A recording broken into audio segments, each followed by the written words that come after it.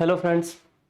आज हम शुरू करते हैं अपना डिटरमिनेंट का लेक्चर 4। हमने लेक्चर 1 2 3 देख लिया है कंप्लीटली, वो पूरा हो चुका है और आज डिटरमिनेंट हमारा खत्म हो जाएगा और हम न्यूमेरिकल की प्रैक्टिस कर लेंगे। ठीक है, तो आज का लेक्चर हमारा एंड है और सबसे बड़ी बात है कि आज के लेक्चर में हम इक्वेशंस को सॉल्व करना सीखेंगे। ठीक है, और उसमें काफ़ी चीज़ें हम सीखेंगे कि डिटरमिनेंट का यूज़ करके हम कैसे इक्वेशंस को सॉल्व करते हैं, मैट्रिक्स मेथड से हम कैसे सॉल्व करते हैं, साथ ही साथ क्रैमर रूल और गॉस जॉर्डन मेथड्स भी हम देखेंगे। और ये भी देखेंगे कि हमारा यूनिक सोल्यूशन कम है, ठीक है, नो सोल्यूशन कम मिल रहा है, या इनफाइनाइट मेनी सोल्यूशन कैसे है, ठीक, कोई भी इक्वेशन कंसिस्टेंट है कि नहीं है, इनकंसिस्टेंट है, ठीक है, इसके बारे में भी हम आज चर्चा करेंगे। ट्रिवियल है कि नॉन ट्रिवियल है, ये सब चेक करने के लिए हम कोशिश करेंगे और देखेंगे इसमें क्या होता है। हालांकि कई लोग को लगता होगा कि इसमें क्वेश्चंस बहुत बड़े बनते हैं, हम 3 इक्वेशंस दे देगा तो कैसे सॉल्व करेंगे, ठीक है, तो काफ़ी लेंदी प्रोसेस 1 मिनट में कैसे हो जाएगा। तो वो भी हम देखेंगे कि उस 1 मिनट के क्वेश्चंस को कैसे डिज़ाइन किया जाता है, ठीक है, कि उस 1 मिनट में हम उस क्वेश्चन को कर सके, कैसे डिज़ाइन करते हैं, उस चीज़ को भी हम क्या करेंगे, देखेंगे और सॉल्व करेंगे। ठीक है, तो चलिए शुरू करते हैं अपना हम लेक्चर 4। लेक्चर 4 हम क्या करते हैं, शुरू करते हैं। ठीक है, तो देखिए यहाँ पे लिखा हुआ है system of linear equation. System of linear equation यानी हम लीनियर इक्वेशंस को सॉल्व करेंगे डिटर्मिनेंट का यूज करके और मैट्रिक्स का यूज करके। डिटर्मिनेंट मेथड में जो हम यूज करते हैं लीनियर इक्वेशंस को सॉल्व करने के लिए उसे हम बोलते हैं क्रैमर रूल, ठीक है, और मैट्रिक्स मेथड्स में जो हम यूज करते हैं उसे बोलते हैं गॉस जॉर्डन मेथड। ठीक है, तो चलिए एक एक करके हम इसको देखते हैं, एक एक करके हम इसको देखते हैं। ठीक है, देखिए 2 इक्वेशन विद 2 वेरिएबल, हम क्या लेते हैं कि 2 इक्वेशन ले लिए हैं, ये हमारा 2 इक्वेशन है 2 वेरिएबल के साथ। इक्वेशन नंबर 1 आप यहाँ बना सकते हैं इसको, और इक्वेशन नंबर 2 है। ठीक है, जिसमें आप देख पा रहे हैं a1x plus b1y equal to c1 अपना इक्वेशन नंबर 1 है, a2x plus b2y equal to c2 अपना इक्वेशन नंबर 2 है। ठीक है, तो हमारे जो x और y की वैल्यू हमको फाइंड करना होता है, तो हम बेसिकली जब 9th 10th में थे, 9th 10th में पढ़ते थे, तो हम 2 इक्वेशंस को सॉल्व कैसे करते थे, हम क्या करते थे कि या तो एलिमिनेशन मेथड का यूज करते थे या फिर सब्स्टिट्यूशन मेथड का यूज करते थे, ठीक है, या फिर हम क्रॉस मल्टीप्लिकेशन का यूज करके हम इनको सॉल्व करते थे ना। ठीक है, हिंदी में उसको वज्र गुणन बोलते हैं, हम इसे सॉल्व करते थे। ठीक है, तो ये 3 मेथड्स होते थे। इसके अलावा हमारे पास और भी मेथड्स हैं जिनसे हम x और y की वैल्यू निकाल सकते हैं। तो हम पहले देखेंगे 2 इक्वेशन और 2 वेरिएबल के लिए, फिर हम देखेंगे 3 इक्वेशन और 3 वेरिएबल के लिए। तो पहले आप देखिए, आपकी स्क्रीन पर दिख रहा होगा इक्वेशन नंबर 1 है a1x plus b1y equal to c1, a2x plus b2y equal to c2, equation number अपना 2 है। तो यहाँ से जो x की वैल्यू निकल के आती है वो आती है x इक्वल टू d1/d। ठीक है, और जो y की वैल्यू निकल के आती है वो आती है x इक्वल टू d2/d। अब ये d और d1 क्या है और d2 क्या है, इसको भी हम देखते हैं। जरा इस चीज को आप ध्यान से देखिए, d का मतलब क्या है, इस चीज को आप देखिए, d क्या होता है। d का मतलब है हमारे जो कोफिशिएंट x और y के हैं उनको आप एक डिटर्मिनेंट में रख दीजिए। d का मतलब है हमारे जो कोफिशिएंट x और y में है उनको आप रख दीजिए। जैसे d हमने देखा यहाँ पे a1 a2 b1 b2, हमने ये x के लिए एक कॉलम बना लिया और एक y के लिए कॉलम बना लिया। 2 वेरिएबल है ना x और y, तो x और y के वेरिएबल्स को हमने इसमें क्या कर दिया, रख दिया a1 a2 b1 और b2। हमारे ये कांस्टेंट टर्म है, हमारे a1 b1 a2 b2 क्या है, कांस्टेंट टर्म है। इनको हमने x वेरिएबल के लिए और y वेरिएबल के लिए बना लिया है। ठीक, तो d मतलब क्या, a1 a2 b1 and b2।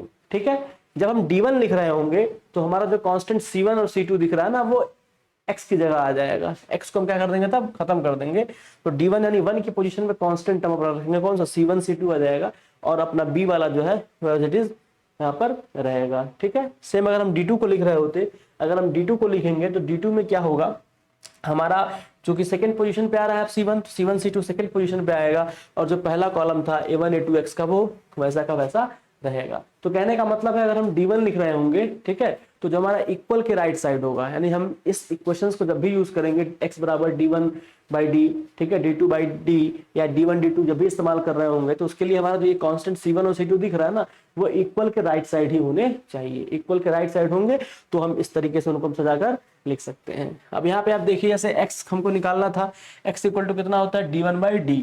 तो आप देख पा रहे हैं d1 ऊपर रखा हुआ है और d नीचे रखा हुआ है। इन दोनों को आप सॉल्व कर सकते हैं, इनका डिटर्मिनेंट की वैल्यू निकालेंगे तो कितना आएगा, देखिए b2, इन दोनों का मल्टीप्लाई, इनका मल्टीप्लाई इससे हो जाएगा, इनका मल्टीप्लाई इससे हो जाएगा, b2 c1 minus c2 b1 divided by, अब इनका मल्टीप्लाई इससे और इनका मल्टीप्लाई इससे, डिटर्मिनेंट कैलकुलेट कर रहे हैं हम, तो a1 b2 minus b1 a2। ठीक है, तो ठीक इसी प्रकार से हम y भी क्या कर रहे हैं, कैलकुलेट कर रहे हैं। तो y क्या था अपना d2/d1, तो यहाँ पे आप देखिए d2/d1, तो इसका मल्टीप्लाई इससे करिए और इसका इससे करिए तो कितना हो जाएगा ये आपका A1C2 minus C1A2 divide by, अब आपका कितना हो जाएगा, ये इधर A2C1 A2, तो ये A1B2 क्या होगा, ये A1B2 होगा ना, कि नीचे वाला ले रहे हैं, कितना हो जाएगा आपका। अब इस वाले में देखिए A1B2 और ये तो कितना हो गया आपका A1B2 माइनस B1A2। सिंपल हम डिटर्मिनेंट कैलकुलेट कर रहे हैं, ठीक है। तो से हमने एक्स और वाई कैलकुलेट कर लिया, ठीक है। तो सेम आप देख सकते हैं, जैसे मान लीजिए हम अपने नेक्स्ट पेज पे चलते हैं अगर, तो यहाँ पे आपको हमको ये डी लिखा था ना, अपना इक्वेशन था A1x plus B1y equal to C1, equation 1 था A2x plus B2y equal to C2। हम ये देख चुके थे, हम ये कर चुके थे, देख चुके थे। तो हम d जब लिख रहे थे, जब हम d लिख रहे थे तो क्या कर रहे थे, हमारा जो कोफिशिएंट x और y का था उसको हम लिख लेते थे A1 A2, ठीक है, और B1 B2 ये अपना d में, यानी x और y वाले जो कोफिशिएंट्स हैं वो किस में आ जाएंगे, d में आ जाएंगे।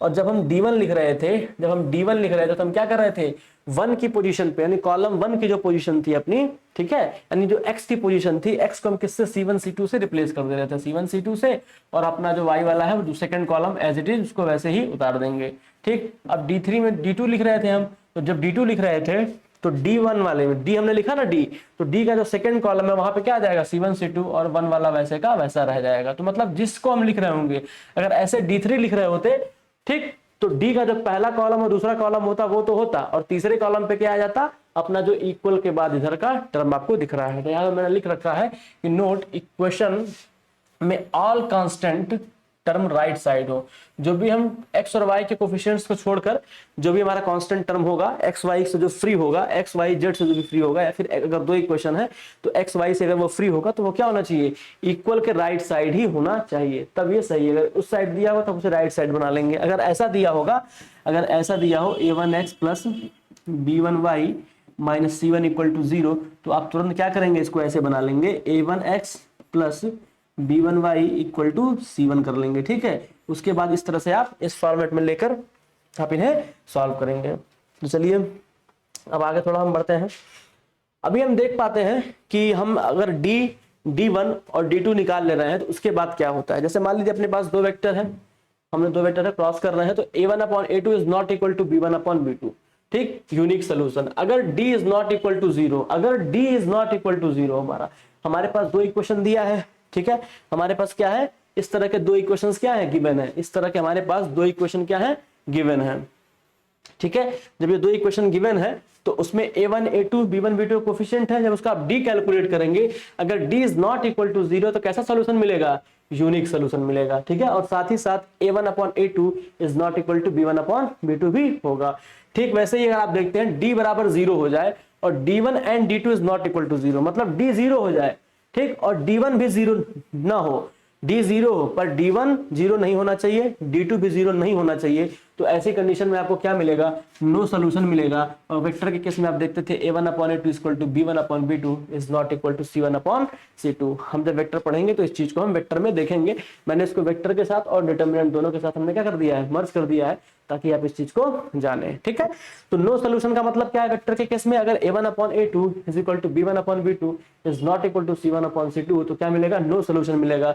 साथ ही साथ अगर D इज इक्वल टू 0 है, ठीक है, लेकिन D1 और D2 0 ना हो, इसका मतलब है कि D1 क्या होना चाहिए, is not equal to 0 and D2 is not equal to 0, then क्या होगा आपका, नो सोल्यूशन होगा, ठीक है।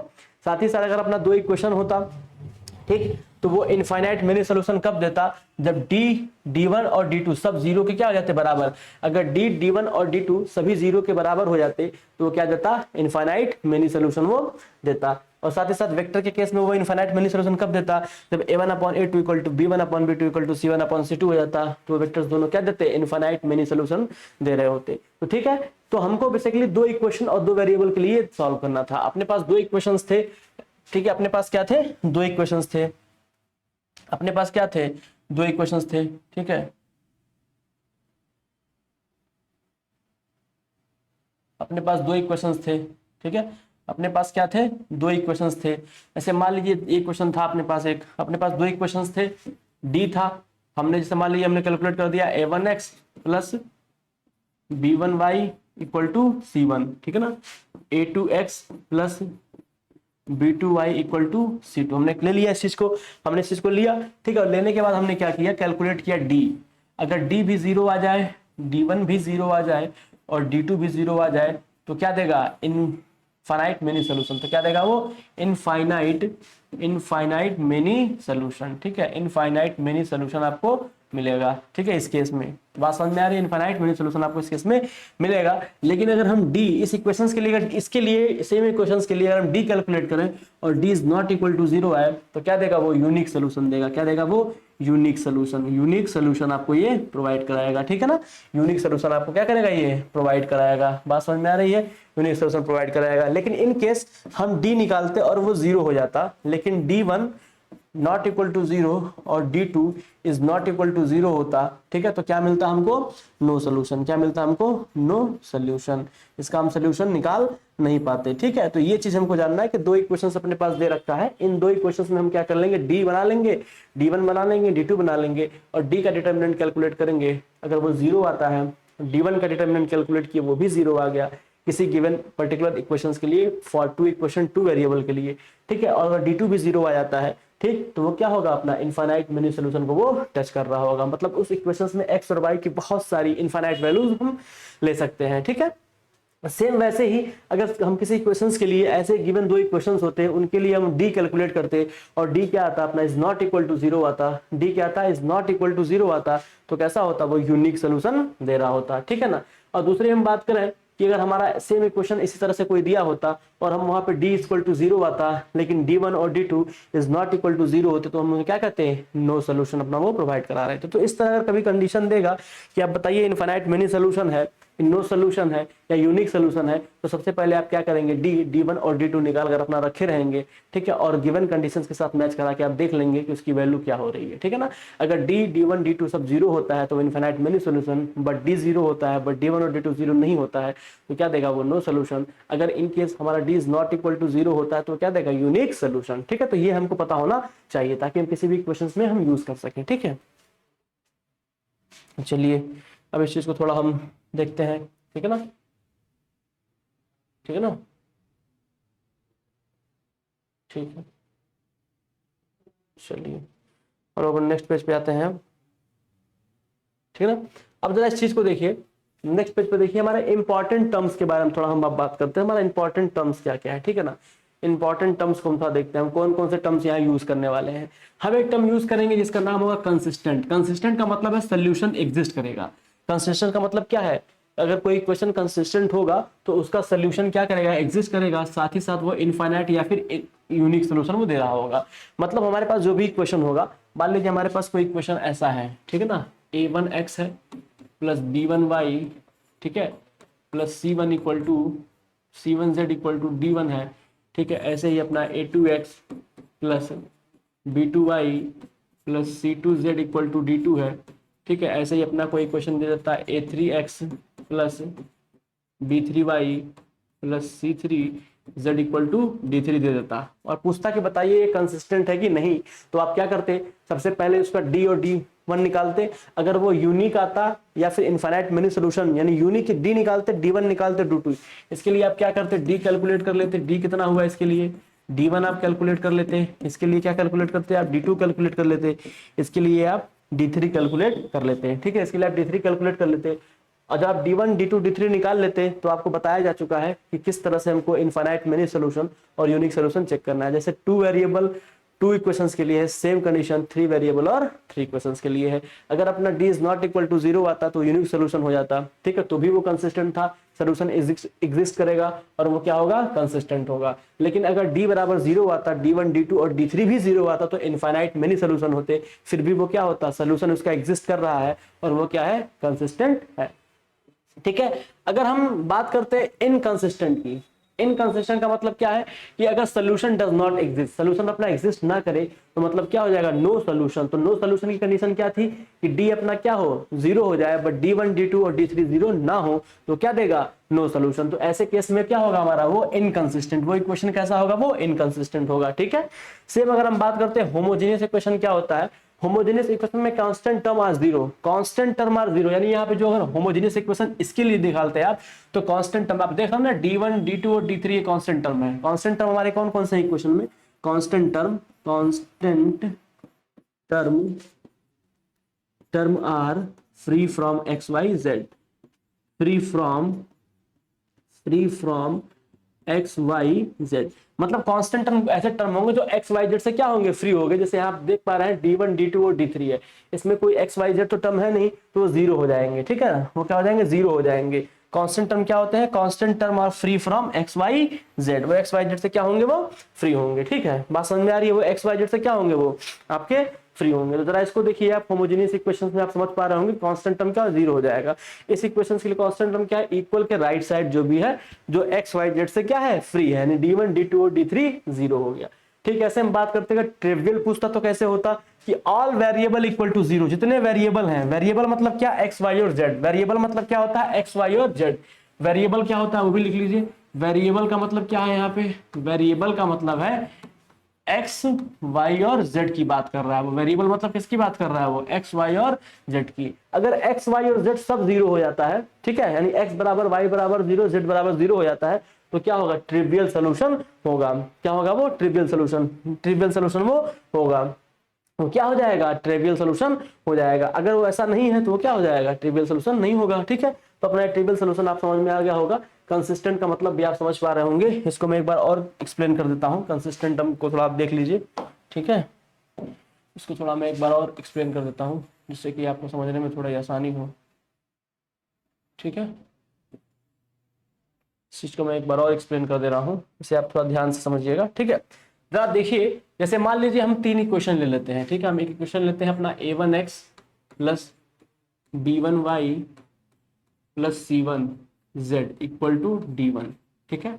दूसरा इक्वेशन हम कंसीडर करते हैं A2x plus B2y plus C2z equal to D2। तीसरा इक्वेशन लेते हैं अपना A3x plus B3y plus C3z equal to D3। मान लीजिए हम तीन इक्वेशन अपना ऐसे हम क्या कर लेते हैं, ले लेते हैं, ठीक है, हम तीन इक्वेशन को अपने ऐसे चूज कर लेते हैं, ठीक है। हम क्या करते हैं, तीन इक्वेशन अपना हम ले लेते हैं, A3x plus B3y plus C3z equal to D3। हम ये तीन इक्वेशन अपना क्या कर लेते हैं, हम ले लेते हैं। और इन इक्वेशंस के लिए हम क्या करते, कैलकुलेट करते हैं, डी कैलकुलेट कर लेते हैं, D1 कैलकुलेट कर लेते हैं, D2 कैलकुलेट कर लेते हैं, और D3 अपना कैलकुलेट करके निकाल लेते हैं, ठीक है ना। D1 D2 D3 कैलकुलेट करके निकाल लेते हैं। जैसे सेम हम टू इक्वेशंस के लिए करते थे, सेम वैसे हम क्या करेंगे, थ्री इक्वेशंस के लिए हम करेंगे। तो हमारा अगर कंसिस्टेंट की बात करता है कि बताइए कि ये गिवन इक्वेशन कंसिस्टेंट है कि नहीं, ठीक। तो कंसिस्टेंट कब होता है, जब सोल्यूशन क्या करे, एग्जिस्ट करे। और सोल्यूशन कब एग्जिस्ट करता है, जब वो यूनिक या फिर इनफाइनाइट सोल्यूशन दे रहा हो। तो हम क्या करेंगे, इसका डी कैलकुलेट करेंगे। अगर D is not equal to zero आ गया, इसके लिए क्या आ गया, D is not equal to zero. आप इस चीज को देख पाइए, यहाँ पे लिखा हुआ है, आप इस चीज को देख पाएंगे, जरा इस चीज को ध्यान से देखिए आप इस चीज को देख पाएंगे, ठीक है। आप इस चीज को जो है देख पाएंगे यहाँ पे, ठीक है ना। यहाँ पे इस चीज को आप देख पाएंगे कि जब हमारा क्या था, यहाँ आप देखिए, ठीक है, यहाँ पे देखिए d is not equal to zero, तो क्या वो यूनिक सोल्यूशन दे रहा था, ठीक है ना। d is not equal to zero पे क्या दे रहा था, वो यूनिक सोल्यूशन दे रहा था, ठीक है। तो अगर d is not equal to zero, अगर ये अपना d क्या हो जाए, is not equal to zero हो जाए, तो क्या देगा, वो यूनिक सोल्यूशन वो दे रहा होगा। और इनफाइनाइट मेनी सोल्यूशन के लिए क्या कंडीशन बताई गई थी कि d बराबर d1 बराबर d2 बराबर जीरो हो जाए, यानी कि d यहाँ पे तीन तक है ना, हमारा ने तीन कैलकुलेट किया, d1 d2 d3। तो सेम अगर d is not equal to zero होगा तो वो यूनिक सोल्यूशन दे रहा होगा। अगर d1 d2 d3 और d सब जीरो, चारों जीरो हो जाएगा तो क्या देगा, इनफाइनाइट मेनी सोल्यूशन, ठीक है, इनफाइनाइट मेनी सोल्यूशन दे रहा होगा, ठीक है। तो इस तरह से हम बता पाएंगे कि इक्वेशन कंसिस्टेंट है कि नहीं।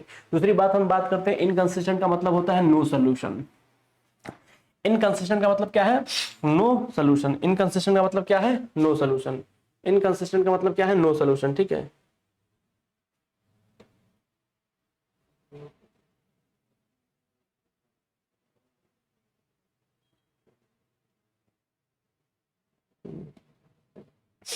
इनकंसिस्टेंट का मतलब है नो सोल्यूशन, यानी सोल्यूशन हमारा क्या होगा, नहीं होगा, यानी solution does not exist. Solution कब डज नॉट एग्जिस्ट करता है, जब डी क्या हो जाए अपना, is not equal to zero हो, बट D1 D2 और D3 क्या हो जाए, जीरो हो जाए। एक कंडीशन लिखवाई जा चुकी है, जैसे 2 के लिए है वैसे 3 के लिए है, 3 वाले में D3 भी क्या होगा आपका इंक्लूड हो जाएगा, ठीक है। और होमोजीनियस का मतलब होता है जितने भी कांस्टेंट टर्म हो क्या हो, जीरो, यानी D1 D2 D3, यानी हमारी ये कांस्टेंट टर्म ये है, कांस्टेंट टर्म ये है, यहाँ लिखवा चुका हूं मैं कि constant term are free from x y and z. आप देख पा रहे हो D1 के पास कोई एक्स वाई जेड नहीं है, D2 के पास भी कोई एक्स वाई जेड नहीं है, और D3 के पास भी कोई एक्स वाई जेड नहीं है, तो ऐसे टर्म क्या हो जाएंगे, वो जीरो हो जाएंगे, यानी इक्वल के बाद जो राइट टर्म्स हैं वो क्या हो जाएंगे, जीरो हो जाएंगे, ठीक है। और दूसरी बात, ट्रिवियल सोल्यूशन कब होता है, जब हमारे वेरिएबल एक्स वाई और जेड तीनों ही जीरो हो जाए, मतलब एक्स बराबर जीरो, वाई बराबर जीरो एंड जेड बराबर जीरो, तो क्या देगा वो, ट्रिवियल सोल्यूशन देगा। जैसे आपके स्क्रीन पे देख पा रहे होंगे आप, 3 वेरिएबल और 3 इक्वेशंस का एक क्वेश्चन बना हुआ है यहाँ पे, ठीक है। 3 वेरिएबल और 3 इक्वेशंस के लिए है। जैसे हमारे पास 3 वेरिएबल, ये 3 इक्वेशन है, इक्वेशन नंबर 1 हो गया, ये अपना इक्वेशन नंबर 2 हो गया, ये अपना इक्वेशन नंबर 3 हो गया। हमको डी बनाना तो सिंपल एक्स वाई और जेड के कोफिशिएंट को हम क्या कर लिए, डिटरमिनेंट में इंक्लूड कर दिए। पहला कॉलम में एक्स को ले लिया, दूसरे कॉलम में वाई को ले लिया, और तीसरे कॉलम में हमने जेड को ले लिया, ठीक है। A1 A2 A3 B1 B2 B3 C1 C2 and C3 देख पा रहे होंगे आप, A1 A2 और A3 एक्स के कोफिशिएंट्स हैं, B1 B2 and B3 Y के कोफिशिएंट हैं, C1 C2 एंड C3 आपके जेड के कोफिशिएंट हैं, ठीक है। As it is D1 D2 D3 अपने क्या है, कांस्टेंट है। जब हम D1 लिखेंगे, जब हम D1 लिखेंगे तो x वाले को हम क्या कर देंगे, हटा देंगे, यानी जो पहला कॉलम होगा उसकी जगह हम क्या लिख देंगे, A1 A2 A3 की जगह हम क्या लिख देंगे, D1 D2 और D3, बाकी कॉलम 2 और कॉलम 3 सेम हमारा उतर जाएगा। ऐसे जब हम D2 लिख रहे होंगे तो D2 सेकंड वाले कॉलम में, D1 का मतलब पहले कॉलम में जो कांस्टेंट टर्म है D1 D2 और D3 वो आएगा, बाकी अपना सेकंड कॉलम और थर्ड कॉलम D से मैच करेगा, ठीक। ऐसे ही D2 की हम बात करें तो सेकंड वाले में क्या आ जाएगा, अपना D1 D2 और D3 आ जाएगा। देखो पहले वाले में इसमें D1 D2 D3 आया था, जब D2 लिखे हम तो कहाँ आ गया, सेकंड वाले में आ गया, कहाँ आ गया, ये सेकंड वाले में आ गया, D1 D2 और D3 सेकंड में आया ना। और बाकी देखिए कॉलम 1 A1 A2 और A3, A1 A2 A3 D से मैच कर रहा है, और C1 C2 और C3, यानी कहने का मतलब है जिस पोजीशन पे हमको बात कर रहा होगा D1 पे, तो 1 वाले पे हम क्या लिख देंगे, constant term D1 D2 D3 लिख देंगे, बाकी कॉलम 2 और कॉलम 3 जो अपना होगा सेम D वाले का वही उतार देंगे, ठीक है। जब हम D2 लिख रहे होंगे तो 2 वाले पे लिख देंगे, और बाकी जो अपना कॉलम 1 और कॉलम 3 है वो सेम हो जाएगा D की तरह से। ऐसे जब हम D3 लिख रहे होंगे तो क्या लिख देंगे, 3 वाले पर D1 D2 एंड D3 लिख देंगे लाकर, और बाकी कॉलम 1 और कॉलम 2 जो अपना D का था सेम हम उतार देंगे D वाले से मैच करके, ठीक है ना। तो हम x को कैलकुलेट करना हो D1 बाई डी, y मतलब D2 बाई डी, z मतलब D3 बाई डी। हमने 2 के लिए जैसे कैलकुलेट किया था, हमने 2 रखा था, वैसे हमने क्या रख लिया, 3 रख लिया, ठीक है। तो ये चीज क्लियर है, इसमें किसी को कोई डाउट नहीं है। चलिए आगे बढ़ते हैं। अब हम बात करते हैं क्रैमर रूल क्या होता है, ठीक है ना। क्रैमर का मतलब 2 केस है, अगर if d is not equal to 0, पहला केस कि अगर d is not equal to 0 हो, और दूसरा केस अगर d बराबर 0 हो। मतलब 2 क्रैमर रूल में हम 2 केस की बात करेंगे, ठीक है ना। 2 केस की हम बात करेंगे कि if d is not equal to 0, if d is not equal to 0, if d is not equal to 0, if d is not equal to 0, if d is not equal to 0, अगर d is not equal to 0 है तो वो क्या देगा, unique solution. हमने देखा कि d is not equal to 0 होता है तो यूनिक सोल्यूशन अपना मिलता है। लेकिन इन केस अगर d 0 हो जाए तो क्या होगा, अगर d 0 हो जाए, if at least one of d1 d2 d3 is not equal to 0, अगर d 0 है, अगर क्या है, d 0 है, लेकिन d1 d2 d3 में से कोई एक 0 नहीं है, यहाँ पे लिखा ना, if at least one of D1 D2 and D3, अगर D1 D2 D3 में से कोई एक 0 नहीं है तो क्या देगा, नो सोल्यूशन। मतलब D 0 हो जाए और साथ ही साथ D1 D2 और D3 में से कोई एक 0 ना हो, या तो D1 मान लीजिए D1 0 हो गया, D2 0 हो गया, पर D3 0 नहीं हुआ, ठीक है, तो क्या देगा, नो सोल्यूशन देगा। बट D क्या होना चाहिए, 0। दूसरा केस अगर D 0 हो जाता है, ठीक, और D1 D2 और D3 सब 0 हो जाता तो क्या देगा, इनफाइनाइट सोल्यूशन या फिर नो सोल्यूशन वो देगा। ये होता है अपना क्रैमर रूल, ठीक है ना। ये समझ में आया क्रैमर रूल, इसको आपको याद करना पड़ेगा ताकि आपके दिमाग में ये चीज रहे, ठीक है। इस चीज को जरा आगे बढ़िए देखते हैं। होमोजीनियस लीनियर इक्वेशंस की हम बात करें, उसे कैसे चेक करेंगे कि जैसे मान लीजिए अपना क्रैमर रूल लगाना था हमको यूनिक सोल्यूशन के लिए। अगर हम चाहते हैं, अगर कोई इक्वेशन मान लीजिए दे दूं मैं ऐसे आपको, a1x plus b1y plus c1z equal to d1। चलिए मैं आपको जैसे दे देता हूँ एक क्वेश्चन ऐसे, इसको थोड़ा और समझ लेते हैं ताकि किसी को कोई दिक्कत ना रह जाए थोड़ा भी, ठीक है ना। इक्वल टू d3, यहाँ पर कितना हो गया, ये a3x plus b3y plus C3Z equal to D3, ठीक है ना। तो हम यहाँ क्या करेंगे, D लिख लेते हैं। हम यहाँ क्या निकाल लेंगे, हम D निकाल लेंगे, D निकाल लेंगे, ठीक है, D निकाल लेंगे। हमको D निकालने आता है, हम मैट्रिक्स बनाना सीख चुके हैं, D का मैट्रिक्स कैसे बनेगा, ठीक है। D निकाल लेंगे, D1 निकाल लेंगे, D2 निकाल लेंगे और क्या कर लेंगे हम D3 भी निकाल लेंगे। अगर हम D नॉट इक्वल टू 0, अपना ये D अगर नॉट इक्वल टू 0 आता है तो हम चेक करेंगे यूनिक सोल्यूशन है, क्या है वो यूनिक सोल्यूशन वो दे रहा होगा। D is not equal to 0 होगा तो वो क्या देगा अपना यूनिक सोल्यूशन। सिंपल, D अगर 0 नहीं आता है, अपना D is not equal to 0 आ गया, मतलब D 0 नहीं हो रहा है, तो सिंपल सा क्या दे देंगे हम यूनिक सोल्यूशन दे देंगे। फिर हम D1 D2 और D3 की बात ही नहीं करेंगे, ठीक। लेकिन अगर D कहीं 0 आ गया, अपना ये जो हमने D इस इक्वेशंस के लिए जो हमने D कैलकुलेट किया, अगर वो 0 आ जाता है, ठीक है, अगर ये कहीं 0 आ जाता है तो फिर हम चेक करेंगे कि D1 D2 D3 0 है क्या। अगर इन D1 D2 और D3 में से कोई एक 0 नहीं है, मतलब कोई एक, इन तीनों में से कोई एक 0 नहीं होता है, तो क्या देगा, नो सोल्यूशन दे देगा, ठीक है। और दूसरा, अगर D 0 आया, हमने D कैलकुलेट किया था, अगर वो 0 आ रहा है, ठीक है, लेकिन D1 D2 और D3 यानी D1 D2 और D3 जो इस इक्वेशंस के लिए निकालेंगे वो भी क्या आ जाए, 0 आ जाए, तो क्या देगा, इनफाइनाइट सोल्यूशन या फिर नो सोल्यूशन, ठीक है। क्रैमर रूल ये कहता है, ठीक है। तो आपको ये चीज पता होना चाहिए, क्रैमर रूल, ठीक है ना। चलिए थोड़ा आगे चलते हैं, हम देखते हैं होमोजीनियस लीनियर इक्वेशन कैसे चेक करेंगे। ऐसे मान लीजिए आपको मैं एक क्वेश्चन दे दूं, ऐसे a1x plus b1y plus c1z equal to d1, ऐसा एक क्वेश्चन दे दूं आपको, और ऐसा दे दूं a2x plus b2y plus c2z equal to d2, और मैं आपको ऐसा दे दूं a3x plus b3y plus c3z equal to d3। मैं आपको एक ऐसा इक्वेशन दे दूं और मैं बताइए ये होमोजीनियस लीनियर इक्वेशन है कि नहीं। तो सबसे पहले आप क्या करेंगे, if d is not equal to 0, if d is not equal to 0, पहला केस क्या है, if d is not equal to 0, तो ट्रिवियल सॉल्यूशन। अगर d आपने इसके लिए d निकाला, इस इक्वेशन के लिए, इसी इक्वेशन के लिए d1 निकाला, d2 निकाला और क्या निकाला आपने, d3 भी निकाला। अगर d is not equal to 0 आ गया तो क्या देगा वो, ट्रिवियल सॉल्यूशन देगा। क्या देगा वो, ट्रिवियल सॉल्यूशन, ट्राइवल सॉल्यूशन देगा, वो ट्रिवियल सॉल्यूशन दे रहा होगा, ठीक ना। वो क्या दे रहा होगा, ट्रिवियल सॉल्यूशन अपना वो दे रहा होगा। कब, जब इस इक्वेशन के लिए d is not equal to 0 आ जाता है। लेकिन अगर कहीं d इक्वल टू 0 आ गया तो वो क्या हो जाएगा, नॉन ट्रिवियल सॉल्यूशन और इनफाइनाइट सॉल्यूशन, मतलब नॉन ट्रिवियल सॉल्यूशन या फिर इनफाइनाइट सॉल्यूशन। लेकिन यहाँ पे एक चीज नोट करने वाला है, होमोजीनियस प्लस नॉन ट्रिवियल कब होगा, जब d बराबर 0, मतलब अगर d बराबर क्या हो जाए, अपना 0 हो जाए, तो वो होमोजीनियस भी होगा। वो क्या होगा, होमोजीनियस भी होगा और साथ ही साथ नॉन ट्रिवियल भी होगा, ठीक है। अगर d is not equal to 0 आता है, d is not equal to 0 आता तो क्या होगा, ट्रिवियल सॉल्यूशन देगा। लेकिन होमोजीनियस प्लस नॉन ट्रिवियल कब होगा, जब d बराबर क्या हो जाए, 0 हो जाए, ठीक है ना। क्लियर है, ये चीज सिंपल है, ठीक है। सेम हम इक्वेशंस के लिए बात कर रहे हैं। अब हम दूसरा बात करते हैं, गॉसेस जॉर्डन मेथड क्या होता है। हम इसकी बात करते हैं कि भैया ये गॉसेस जॉर्डन मेथड क्या होता है, ठीक है ना। हम गॉसेस जॉर्डन मेथड को हम ले लेते हैं, गॉस जॉर्डन मेथड क्या होता है, इसके बारे में थोड़ा हम डिस्कस कर लेते हैं, ठीक है। ये अपना गॉस जॉर्डन मेथड क्या होता है, थोड़ा ध्यान से देखिए। हमारे पास 3 इक्वेशन गिवन है, x plus y plus z equal to 6 equation number 1 है, x minus y plus z equal to 2 equation number 2 है, 2x plus y minus z equal to 3 equation number 3 है, ठीक है ना। हमने क्या किया कि एक मैट्रिक्स a x बराबर b के फॉर्म में लिखने की कोशिश किया। a मतलब जो हमारे x y और z के कोफिशिएंट्स हैं उनको हम सजाकर लिख देंगे। तो देखिए पहले वाले क्वेश्चन में x का कोफिशिएंट कितना है, y का और z का।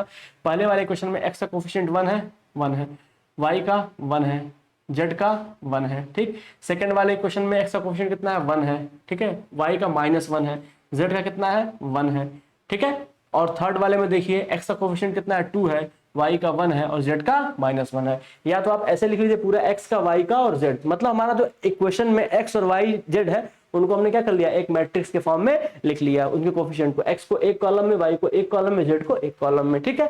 और फिर अपना ये x y z उतार लिया क्योंकि हमको मल्टीप्लाई करना ना। देखिए जरा आप इसको मल्टीप्लाई करें तो x plus y plus z equal to 6, x minus y plus z equal to 2, 2x plus y minus z equal to 1। अगर आप इस चीज को मल्टीप्लाई करेंगे, मैट्रिक्स मल्टीप्लिकेशन आपको आता है, मैट्रिक्स में बताया गया है, अगर आप इस मैट्रिक्स को इस मैट्रिक्स के साथ मल्टीप्लाई करेंगे, ठीक है, तो एक मैट्रिक्स बनेगा अपना, ठीक है ना। वो क्या बनेगा, एक मैट्रिक्स बनेगा जो इस तरह से मैच कर रहा होगा। यानी कि अगर आप देखेंगे ध्यान से तो इस इक्वेशन में इस तरह से ये क्या बन के आएगा आपको, ऐसे बन के ये आ रहा होगा, और 6 2 1 वाला ऐसे बन के आ रहा होगा, ठीक है ना। इस चीज को आप क्या कर लेंगे, इक्वेट कर लेंगे, तो भी आपका काम हो जाएगा। मतलब 3 इक्वेशन था अपने पास और ये हमारा हो गया। तो ax इक्वल टू कितना हो गया अपना, ये b, ax इक्वल टू क्या हो गया, ये b। अब हमने क्या किया, दोनों तरफ बोथ साइड मल्टीप्लाई कर दिया। हमने क्या कर दिया, बोथ साइड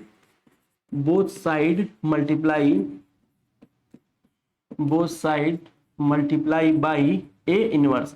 हमने क्या किया, a इनवर्स से मल्टीप्लाई कर दिया दोनों साइड। तो आप देख पा रहे होंगे a इनवर्स हमने प्री मल्टीप्लाई किया है, तो b से पहले भी हमने क्या रखा है, प्री रखा है। अब ये जो अपना a इंटू ए इनवर्स है, या a इनवर्स इंटू ए होता है, वो प्रॉपर्टी आप पढ़े हैं, प्रॉपर्टी आपको बताई गई है कि a inverse into A equal to a into A inverse equal to I, identity matrix. ये प्रॉपर्टी आपको क्या की गई है, बताई गई, ये प्रॉपर्टी आपको बताई गई है, ठीक है। तो उसके हिसाब से हमने i लिख लिया, i का मतलब 1 होता है। तो x बराबर कितना आ गया अपना, a इनवर्स b। तो आप देख पा रहे होंगे यहाँ पे x बराबर कितना मिल गया अपने को, a इनवर्स b, ठीक है। x कितना है, a इनवर्स b। अब a इनवर्स हमको पता है क्या होता है, a इनवर्स क्या होता है हमको पता है, adjoint of a upon determinant of a।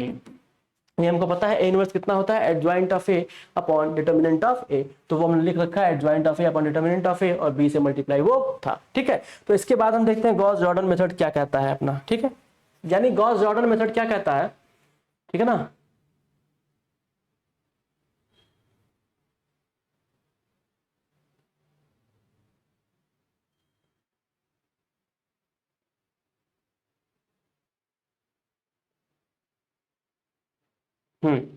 इसी मेथड है, गॉस जॉर्डन मेथड क्या कहता है कि जैसे आपने इस इक्वेशंस के लिए, यानी इसका ये अपना ए मैट्रिक्स है ना, अपना ये मैट्रिक्स आपने इसका यूज करके मैट्रिक्स बनाया, ठीक है। जैसे मान लीजिए 3 इक्वेशन अपने पास सही था, इस इक्वेशन को मैं यहाँ लिख देता हूँ, ठीक है।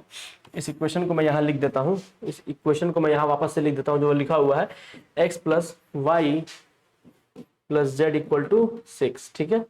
दूसरा क्या था, ये x minus y plus z equal to 2, ठीक है। तीसरा क्या है, 2x plus y minus z equal to 1। ये इक्वेशन है, ये इक्वेशन और ये इक्वेशन दोनों मैंने सेम लिख रखे हैं, ठीक है। कोई कंफ्यूजन की बात उसमें नहीं होनी चाहिए, ठीक है। कोई कंफ्यूजन नहीं है इसमें, सिंपल सा है। यहाँ आप ध्यान से देखिए, अगर हम इसका ए कैलकुलेट करें, मैट्रिक्स ए हमारा यही है ना, ये अपना मैट्रिक्स क्या है, ये जो आप देख पा रहे होंगे, ये वाला ये पूरा मैट्रिक्स ए है, 1 1 1 1 माइनस 1 1 2 1 और -1, ये क्या है, मैट्रिक्स ए है। जब इस मैट्रिक्स का आप डिटर्मिनेंट कैलकुलेट करेंगे, क्या कैलकुलेट करेंगे, determinant A. If determinant A equal to 0, अगर डिटर्मिनेंट ए 0 हो जाए तो आप देख पाएंगे यहाँ 2 केस बन रहा है, 2 केस बन रहा है। क्या, अगर adjoint of A into B is not equal to 0, मतलब ये एडजॉइंट ऑफ ए, ये ऊपर वाला term adjoint of A into B is not equal to 0, ठीक है। वो नॉट इक्वल टू 0 तो क्या हो जाएगा, नो सोल्यूशन। क्या होगा, वो नो सोल्यूशन। तो गॉस जॉर्डन मेथड में आप ऐसे चेक करेंगे कि नो सोल्यूशन कैसे होगा, ठीक है ना। आप क्या करेंगे, एडजॉइंट ऑफ ए निकाल लेंगे, फिर उसको बी मैट्रिक्स के साथ मल्टीप्लाई करेंगे। अगर उसकी वैल्यू नल मैट्रिक्स नहीं आती है, क्या आती है, यहाँ 0 का मतलब क्या, आप नल मैट्रिक्स होगा ना, यहाँ पे कोई मैट्रिक्स पढ़ रहे हैं हम ना, इसमें मैट्रिक्स में देख रहे हैं, तो अगर वो नल मैट्रिक्स आता है तो क्या हो जाएगा, वो नो सोल्यूशन हो जाएगा, ठीक है। एज इट इज अगर हम बात करते हैं, adjoint of A into B is equal to null matrix, null matrix आ गया तो क्या हो जाएगा, वो इनफाइनाइट मेनी सोल्यूशन को क्या करेगा, वो अप्रोच करेगा। अब सिंपल अपना है, क्रैमर रूल आप यूज करिए। मतलब किसी भी इक्वेशंस को सॉल्व करने के लिए, हमारे पास 2 इक्वेशन है, 3 इक्वेशन दिया हो, तो उसको सॉल्व करने के लिए आपके पास 2 मेथड है, या तो आप क्रैमर रूल का यूज कर लीजिए या फिर गॉस जॉर्डन मेथड यूज करिए, जो आपको इजी लगे आप उसे यूज कर लीजिए, ठीक है ना। ठीक है, इस चीज को आप ध्यान में रखिएगा। चलिए हम लोग अगला देखते हैं। अब थोड़ा इस पर कुछ क्वेश्चन की प्रैक्टिस करते हैं। अब एग्जाम में आपको क्वेश्चन कैसे देगा, अब आपको ऐसा तो है नहीं कि एग्जाम में आपको बहुत ढेर सारा इक्वेशन बना देगा, फिर आपसे वो D1 D2 और D3 सब निकलवाएगा, फिर ऐसा कुछ नहीं करेगा। वो क्या करेगा, वो क्वेश्चन क्या करेगा, इस चीज को आप देखिए। क्वेश्चन में कुछ ऐसे आपको दे देगा कि D बराबर, ये क्वेश्चन आपका है, ये दे देगा आपका D बराबर P-2 Q-3 है, D1 बराबर इतना और इतना है, D2 इतना है और D3 इतना है, ठीक है। तो आपको चेक करना है यूनिक सोल्यूशन, तो आपको बताना है यूनिक सोल्यूशन कब होगा, दूसरा बताना नो सोल्यूशन कब होगा, ठीक है, और तीसरा इनफाइनाइट मेनी सोल्यूशन बताना होगा हमको। तो जरा आप देखिए, हम यहाँ पे देख पा रहे हैं कि अगर D बराबर 0 हो, D1 D2 D3 में से कोई एक 0 हो, तो क्या होता है, वो नो सोल्यूशन। तो क्या होता है, नो सोल्यूशन। हमने भी ये क्रैमर रूल में देखा, हमने क्या देखा, क्रैमर रूल में ये हमने देखा कि नो सोल्यूशन वो होता है। तो जरा आप ध्यान से देखिए, D कितना है, P-2 Q-3, और क्वेश्चन में दे रखा है, ठीक है, कि P हमारा 0 के बराबर नहीं होना चाहिए, ठीक है। अगर हमको क्या करना है, यूनिक सोल्यूशन बनाना है, तो फॉर यूनिक सोल्यूशन क्या होता है, फॉर यूनिक सोल्यूशन मैं वहीं कर देता हूं इसके वाले पार्ट में, ताकि अच्छा रहा है। हमें क्या चेक करना है, यूनिक सोल्यूशन। तो हमको पता है फॉर यूनिक सोल्यूशन क्या होता है, for unique solution, for unique solution d is not equal to 0। अगर आप इस d को इज नॉट इक्वल टू 0 करते हैं, मतलब p minus 2 and q minus 3 is not equal to 0, इसका मतलब आप यहां से देख पा रहे हैं ना, p is not equal to t और q is not equal to 3। कैसे हुआ ये, अगर नॉट इक्वल टू 0 तो इसको अलग अलग आप लिख सकते हैं ऐसे, p minus 2 is not equal to 0 and q minus 3 is not equal to 0। Here you get that p equal is not equal to 2 and here you get that p is not equal to 3। तो आप ये दोनों चीज को relate कर पा रहे होंगे। तो मतलब हमको यूनिक सोल्यूशन बनाना था। हम चाह रहे थे कि अपना जो d, d1, d2 और d3 है, इसको हम यूनिक सोल्यूशन बनाया। तो यूनिक सोल्यूशन की कंडीशन क्या है कि d is not equal to 0 होना चाहिए। ठीक है, तो हमने d को क्या कर दिया, इज नॉट इक्वल टू 0 किया। तो यहाँ पे देख पा रहे हैं p is not equal to 2 and q is not equal to 3। Simple, ये 1 सेकंड में, कुछ सेकंड्स में होने वाले क्वेश्चंस हैं। तो इस तरह से क्वेश्चंस आपको वो देंगे एग्जाम में, आपको एक क्वेश्चन नहीं देंगे वो। ठीक है, ऐसे d, d1, d2, d3 बनाकर दे देंगे आपको और आपसे पूछ लेंगे कि भाई यूनिक सोल्यूशन क्या है। वो चेक करेंगे कि आपको कंडीशंस सारी पता है कि नहीं, बस वो आपसे इतना ही चेक करेंगे। ठीक है, इसके अलावा क्वेश्चन नहीं देंगे। तो ये बहुत इजीली वे में हो जाता है। ठीक है, तो कंडीशन सारी अगर याद रहेगी, अच्छे से प्रैक्टिस रहेगी, तो आप इस क्वेश्चन को बड़ा आसानी से हैंडल कर लेंगे। बहुत ही ईजी क्वेश्चन बनते हैं इस पे। ठीक है ना, ये सब नंबर गेनिंग है। अगर हम बात करते हैं नो सोल्यूशन की, नो सोल्यूशन के लिए हमको क्या पता है, नो सोल्यूशन के हमको पता है ना, कंडीशन क्या है कि d बराबर 0 हो जाए, साथ ही साथ d1, d2, d3 में से कोई एक क्या हो, 0 ना हो। तो जरा आप देखिए d बराबर 0 हो जाए, मतलब ये d इस बार 0 करना है अपने को। हमको क्या करना है, d 0 करना है, मतलब ये p माइनस 2 क्या करना है, p माइनस 2 और q माइनस 3 इक्वल टू क्या हो जाए, 0 हो जाए। तो जरा देखो p बराबर कितना मिल जाएगा 2 एंड q बराबर कितना मिल जाएगा 3। साथ ही साथ हमको d1, d2 और d3 में से कोई एक 0 नहीं करना है। ठीक है, तो फॉर नो सोल्यूशन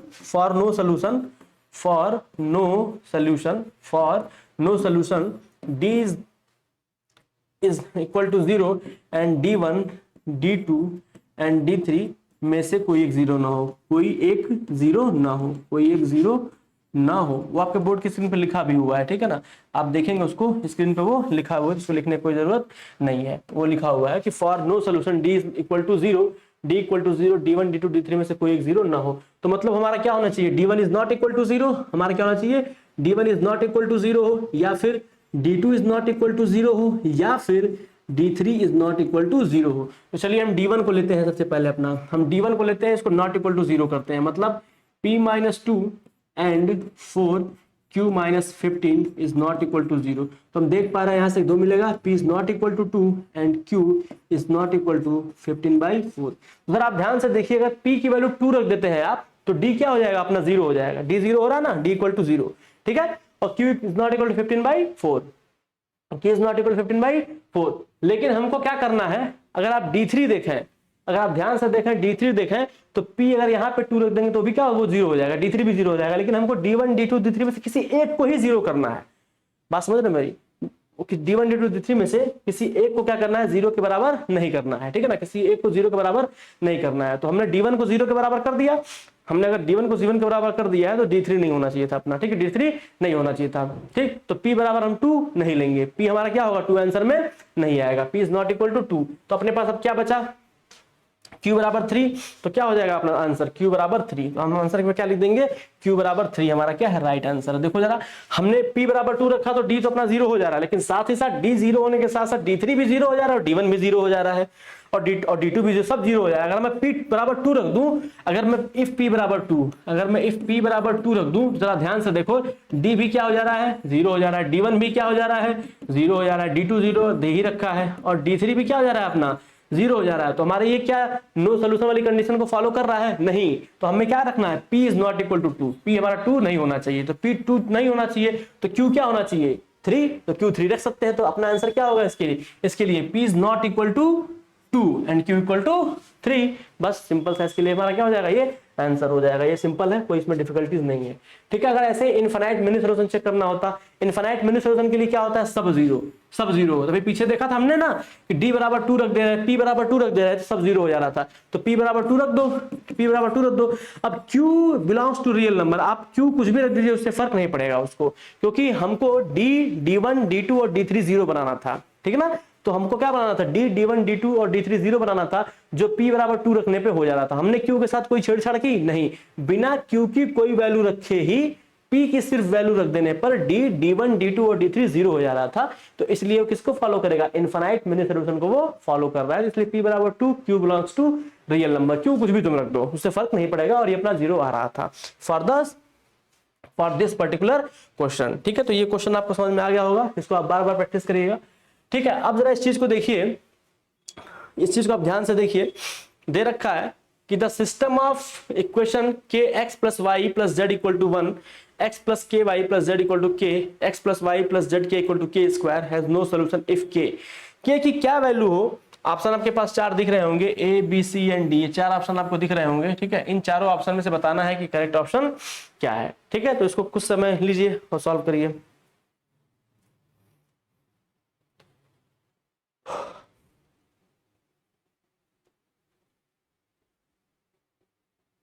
सिंपल है, हमको अपना वही कंडीशन यूज करना पड़ेगा, जो भी कंडीशन हमने पढ़ी है देख रखेंगे, उसमें से उन्हीं किसी कंडीशन को उठाएंगे और सॉल्व करेंगे, देखते हैं अपना आंसर मैच करता है कि नहीं।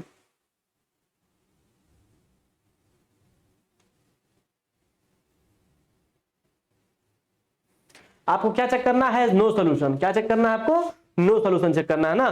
तो नो सोल्यूशन के लिए हम क्या चेक करते हैं, जरा बताओ।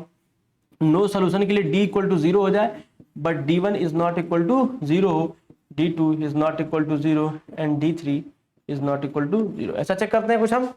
ठीक है, d अपना क्या होना चाहिए, 0, नो सोल्यूशन। ठीक है ना, sorry, d is not equal to 0 for no solution, d is not equal to 0 for no solution. ठीक है, जरा देखो एक बार यहाँ पे कहाँ गया हम लोग का, ये तुम देखो जरा, इसको अगर डाउट हो रहा हो तो यहाँ के देख सकता है, नो सोल्यूशन वाले केस में आओ, कहाँ गया, हाँ, d is not equal to d1, if d equal to 0 then no solution कब मिल रहा था, जब d1 d2 d3 सब क्या हो जाए, 0 हो जाए, मतलब d भी 0 हो, d1 d2 d3 सब क्या हो, 0 हो, for no solution, for no solution. ठीक है, इस चीज को ध्यान से देखो, फॉर नो सोल्यूशन हमें क्या चेक करना है, फॉर नो सोल्यूशन। तो फॉर नो सोल्यूशन क्या हो जाएगा, for no solution d equal to 0, d1 equal to 0 and d2 equal to 0 and d3 equal to 0, ये तीनों 0 होना चाहिए। फॉर नो सोल्यूशन क्या होना चाहिए, d1 d2 d3 और d सब 0 होना चाहिए। तो जरा देखो d कब 0 हो रहा है, अगर d इस क्वेश्चन में हम 0 करें तो इसका मतलब हम देख पा रहे हैं कि k इक्वल टू -2 मिलेगा और k इक्वल टू 1 मिलेगा। ठीक है ना, अगर d1 0 कर दें, अगर हम क्या कर दें, d1 0 कर दें, तो देख पा रहे हो k -1 मिलेगा, k की वैल्यू क्या मिलेगी, -1 मिलेगी, और d2 की वैल्यू क्या मिलेगी आपको, और क्या मिलेगी d1 में, d1 में k इक्वल टू -1 और k equal to 1, k equal to 1, k equal to 1, d1 में ही आपको क्या मिलेगा, k इक्वल टू 1। ठीक है, k की दो वैल्यू आपको मिलेगी, यहाँ पे k की दो वैल्यू मिलेगी, k इक्वल टू 1। देखिए k अगर d1 0 करते हैं तो k इक्वल टू -1 और k इक्वल टू 1 आपको दो वैल्यू मिलेगी। लेकिन हमारे पास एग्जैक्ट वैल्यू कौन सी होनी चाहिए, क्या हमको देखो, हमें d को 0 बनाना है।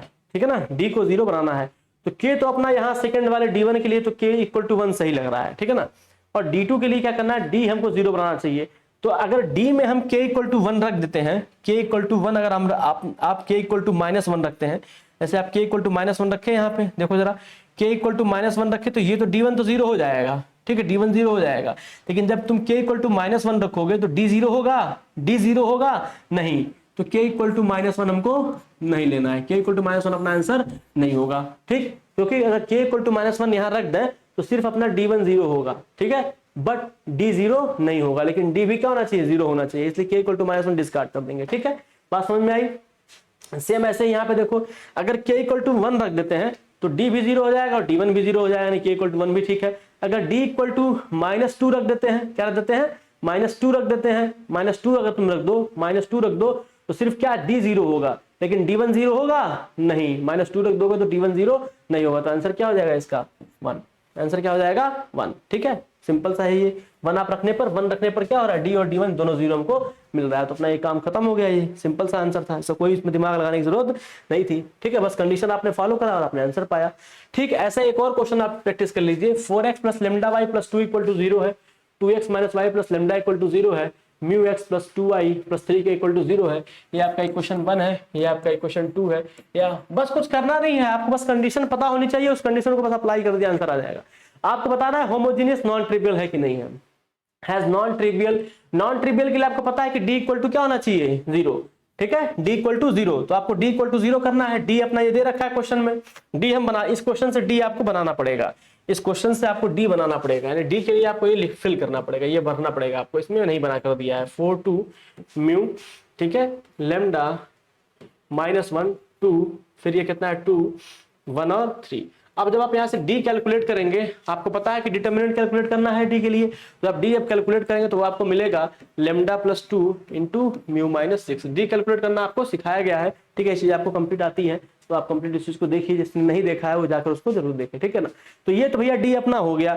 अब डी से हम क्या करेंगे, हमको निकालना क्या है, हमको ये बताना कि हैज नॉन ट्रिवियल सोल्यूशन। तो क्या करना है, बस आपको क्या करना है, डी 0 कर देना है। तो तुम डी 0 करोगे तो लेमडा बराबर क्या मिलेगा, म्यू बराबर क्या मिल रहा है यहाँ से, देखो डी अगर हम 0 कर दें तो अपने 2 इक्वेशन था, इसको तुम 0 अगर कर दो तो लेमडा कितना मिलेगा -2, म्यू कितना मिलेगा 6, तो म्यू कितना मिल रहा है 6 अपना। अब लेमडा के बारे में क्या ख्याल है, यहाँ आंसर देखो, आंसर जो 4 ऑप्शन दे रखे हैं अपने पास, mu equal to 6, lambda belongs to R, B option है lambda equal to 2, mu belongs to R, C option है lambda equal to 3 and mu belongs to R, D not.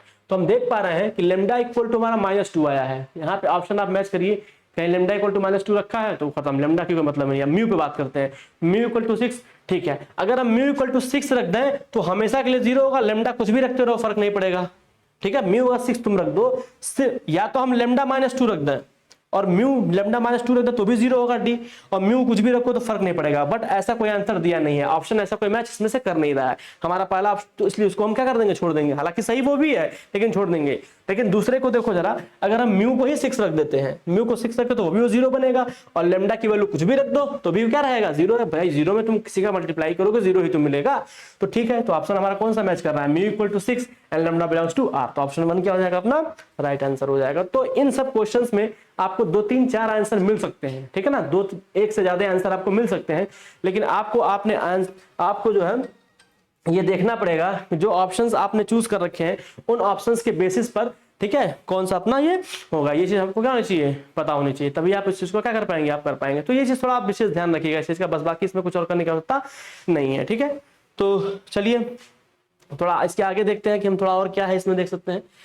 अब अपना मतलब पिछले का टॉपिक था अपना, ये चीज चल रहा था, ठीक है, तो इस चीज को थोड़ा मैं इसमें कुछ चीजें और मैं अगर ऐड करूं तो सही है। हाँ चलिए थोड़ा कुछ चीजें हम इसमें और जान लेते हैं जो हमारे लिए इंपॉर्टेंट है, ठीक है, लेकिन हालांकि हमें बस वो पता होना चाहिए, बाकी कुछ नहीं है, सिंपल सिंपल चीजें हैं, हमको उसको देखना है। डिफरेंशिएशन ऑफ डिटर्मिनेंट, थोड़ा हम देखते हैं कि डिफरेंशिएशन ऑफ डिटर्मिनेंट क्या होता है, ठीक है, इसके बारे में थोड़ा हम बात कर लेते हैं कि डिफरेंशिएशन आप किसी डिटर्मिनेंट को कैसे डिफरेंशिएट करेंगे।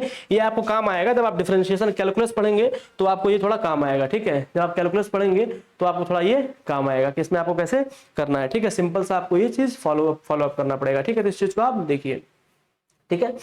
अभी क्या करना है इसको, आप जरा इस चीज को देखिए, ऐसे मान लीजिए है ये चीज, 1 मिनट फोन आ रहा है थोड़ा, मैं इसको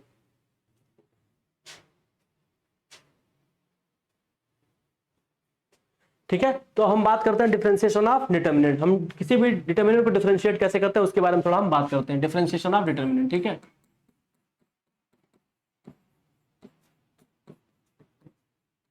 डिफरेंशिएशन ऑफ डिटर्मिनेंट, अगर आपको कोई डिटर्मिनेंट दे दे तो आप उसे कैसे डिफरेंशिएट करेंगे, सिंपल सा फंडा, इसमें कुछ भी आपको ज्यादा परेशान होने की जरूरत नहीं है, ठीक है ना, ये बहुत ही सिंपल होता है, तो इसमें आप परेशान ना हो इसके लिए। ये आपको कैलकुलस में जब डिफरेंशिएशन पढ़ाया जाएगा तो वहां पे कुछ क्वेश्चन इसके बेसिस पे आ जाते हैं, ठीक है। अभी हम देखेंगे एक बहुत ही अच्छा और स्टैंडर्ड क्वेश्चन जो आपको करके बहुत अच्छा लगेगा, ठीक है, और वो इंपॉर्टेंट भी है, उसको थोड़ा देख लेते हैं हम। ऐसे मान लीजिए एक डिफरेंशिएशन, मैं एक डिटर्मिनेंट बना लेता हूँ, ऐसे लिखता हूँ मैं f(x), f(1x), f(2x), ठीक है। अब भाई किसी फंक्शन को ही तो हम डिफरेंशिएट करेंगे, इसलिए मैं फंक्शन ले रहा हूं, ठीक है ना, g1x, ठीक है, फिर हमने लिया g2x, फिर हमने लिया g3x, ठीक है, फिर हमने ले लिया एक और h1x ले लिया हमने, फिर एक चूज कर लिया h2x को चूज कर लिया, फिर एक को चूज कर लिया हमने h3x को चूज कर लिया, अपना ये डिटरमिनेंट तैयार है। अभी इसको डिफरेंशिएट करना है, क्या करना है, इसको डिफरेंशिएट करना है। अब इसको क्या करना है, डिफरेंशिएट। अगर आप देखिए जरा एक चीज देखिए, डिफरेंशिएशन का मतलब होता है कोई फंक्शन अगर y है उसको आप डिफरेंशिएट करेंगे x के रिस्पेक्ट में, तो dy बाई dx, एक्स क्या बताता है कि एक्स के रिस्पेक्ट में आप कर रहे हैं, किसको कर रहे हैं, वाई में। इसको कैसे पढ़ते हैं, d d x of y, d d x of y मतलब एक्स के रिस्पेक्ट में आप वाई को डिफरेंशिएट करना है, ठीक है।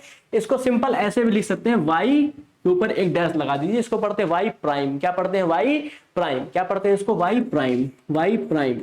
अगर एक ठो डैश लगा है मतलब एक बार डिफरेंशिएट किया गया है, अगर दो ठो डैश लगेगा तो दो बार, तीन ठो तो तीन बार, ठीक है ना। तो इस चीज का आप क्या रखेंगे, विशेष ध्यान रखेंगे। और फिर इसको हम क्या करें करते हैं, चलिए इसे हम डिफरेंशिएट करने जा रहे हैं। तो जब हम इसको कैसे डिफरेंशिएट करते हैं, सबसे पहले हम एक रो को डिफरेंशिएट कर देंगे, बाकी दो रो वैसे उतार देंगे, ठीक।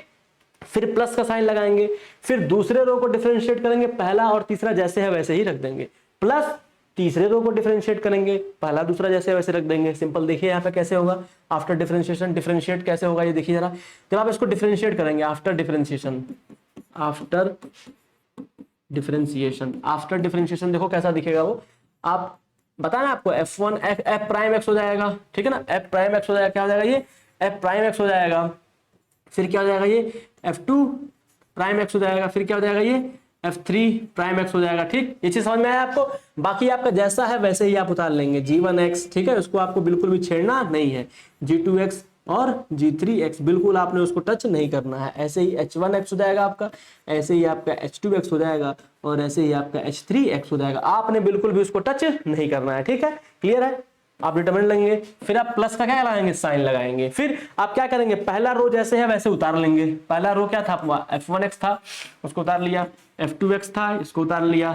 f3x था, इसको उतार लिया। अब सेकंड रो को हम क्या करेंगे, डिफरेंशिएट करेंगे। डिफरेंशिएट सेकंड रो को आप जब करेंगे तो क्या हो जाएगा, g1 प्राइम x, मतलब एक बार डिफरेंशिएट कर दिया हमने, g2 प्राइम x। हम लोग डिफरेंशिएशन सीखेंगे, परेशान होने की जरूरत नहीं है। g3 प्राइम x, जिसको नहीं भी आता होगा डिफरेंशिएशन, वो भी यहाँ पे पूरी तरह से सीख लेगा, ठीक है। अगर आपने अपने डिप्लोमा में डिफरेंशिएशन ढंग से नहीं पढ़ा है, ठीक है, फिर भी आप यहाँ सीख लेंगे आराम से। बाकी हम इसको ऐसे उतार देते हैं, ठीक है। h1x हो जाएगा आपका, ऐसे ही h2x हो जाएगा, और ये क्या हो जाएगा आपका h3x, ठीक है ना। तो ये पूरी तरह से क्लियर हमारा है, इससे बाहर कोई दिक्कत नहीं है। अब ये चीज हमने क्या कर लिया, उतार लिया, प्लस अब हम क्या करेंगे, थर्ड रो को डिफरेंशिएट कर देंगे। बाकी अपना काम क्या है, हो गया। तो पहला रो अपना कितना था, f1x था, तो उसको एज इट इज आप उतार लीजिए, f1x, f2x, फिर क्या है ये अपना f3x है, उतार लिया आपने इसको एज इट इज। आपने क्या किया, इसको एज इट इज उतार लिया। इसको मैं मिटा देता हूँ, ये अपना कुछ खास विशेष काम का नहीं है, इसे हम कहीं ऊपर लिख देंगे ताकि जगह थोड़ा हमारी क्या हो जाए, बच जाए, ठीक है। तो जरा देखिए, प्लस हम क्या कर देंगे, आप वहाँ f1x उसको ऐसे उतार लेंगे चुपचाप, f1x हमने उतार लिया, कोई भी छूने की जरूरत नहीं है।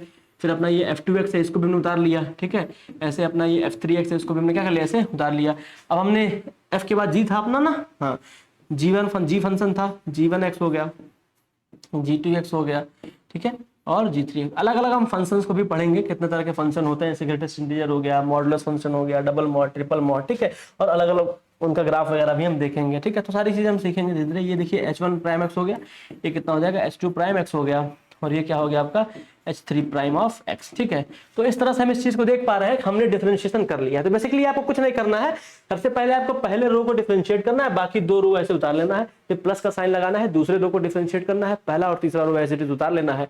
फिर आप क्या करेंगे, थर्ड स्टेप में लिखेंगे, थर्ड को डिफरेंशिएट करेंगे, और पहला दूसरा रो उतार लेंगे। अगर ये 4x4 का होता तो सिंपल था, फिर हम फोर्थ को करते, पहला दूसरा तीसरा उतार लेते। 5x5 का होता सीधे 5 वाले तक ऐसे करते चले जाते, 5 तक, ठीक है, 6 टर्म। तो जितनी बार हमको, जितने हमारे रो होंगे उतने इसमें प्लस टर्म हमारे ऐड हो रहे होंगे, ठीक है ना। तो 3 हमारे ऐड होते। ये था अपना क्या, डिफरेंशिएशन ऑफ डिटरमिनेंट। अब मैंने बताया आपको कि कोई फंक्शन y है, इसे आप डिफरेंशिएट करेंगे, इसका मतलब क्या है, dy बाई डी एक्स। इस dy बाई डी एक्स को हम y का प्राइम में लिखते हैं, मतलब y को हमने x के रिस्पेक्ट में क्या किया है, डिफरेंशिएट किया। जो नीचे है वो बताता है कि किसके रिस्पेक्ट में आपने किया है, जो ऊपर है बताता है कि किसको आपने डिफरेंशिएट किया है। इसलिए इसको पढ़ते हैं d d x of y, मतलब x के रिस्पेक्ट में y को डिफरेंशिएट करना, ठीक है। तो ये हमारा क्या था, बेसिक सा ये अपना फंडा था। बाकी अब इसमें न्यूमेरिकल्स हमको प्रैक्टिस करने हैं, ठीक है। हमारे बस इसमें न्यूमेरिकल्स हैं, इन न्यूमेरिकल्स को हम लगा लें तो हमारा काम क्या हो जाएगा, हो जाएगा। एक इसमें आपके लिए बड़ा अच्छा न्यूमेरिकल है, ठीक है, मैं आपको लगवाता हूँ, उस चीज़ को ज़रा देखिए, ये आपको कैसे करना है, ठीक है, और उसे नोट करिए। कहाँ गया न्यूमेरिकल मेरा, एक मिनट, ठीक है। इस चीज़ को थोड़ा हम देखते हैं।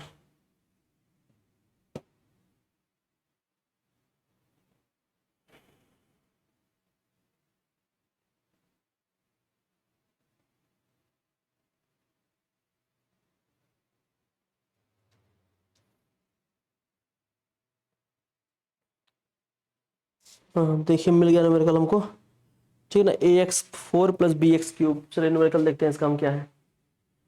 हम लोग क्वेश्चन इस पर थोड़ा एक लिखाते हैं। एक बड़ा अच्छा क्वेश्चन है, इसको आप इंपॉर्टेंट मार्क करिए ताकि आपको पता चले कि आप इस तरह से भी क्वेश्चन को हैंडल कर सकते हैं।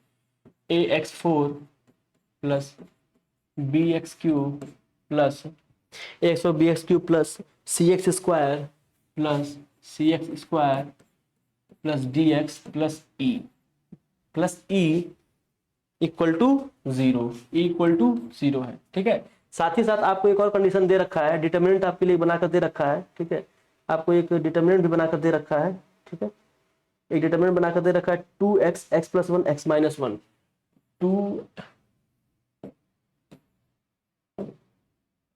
2x x plus 1 x minus 1। Second column क्या है अपना, x minus 1 x square minus x, ठीक है ना। x minus 1 x square, x minus 1 x square minus x and x plus 1। Third अपना क्या रखा है, थर्ड क्या बनाया है इसने, x plus 1 x minus 1 3x, ठीक है। x plus 1 x minus 1 and 3 of x, ठीक है। x plus 1 x minus 1 3 and x, ठीक है।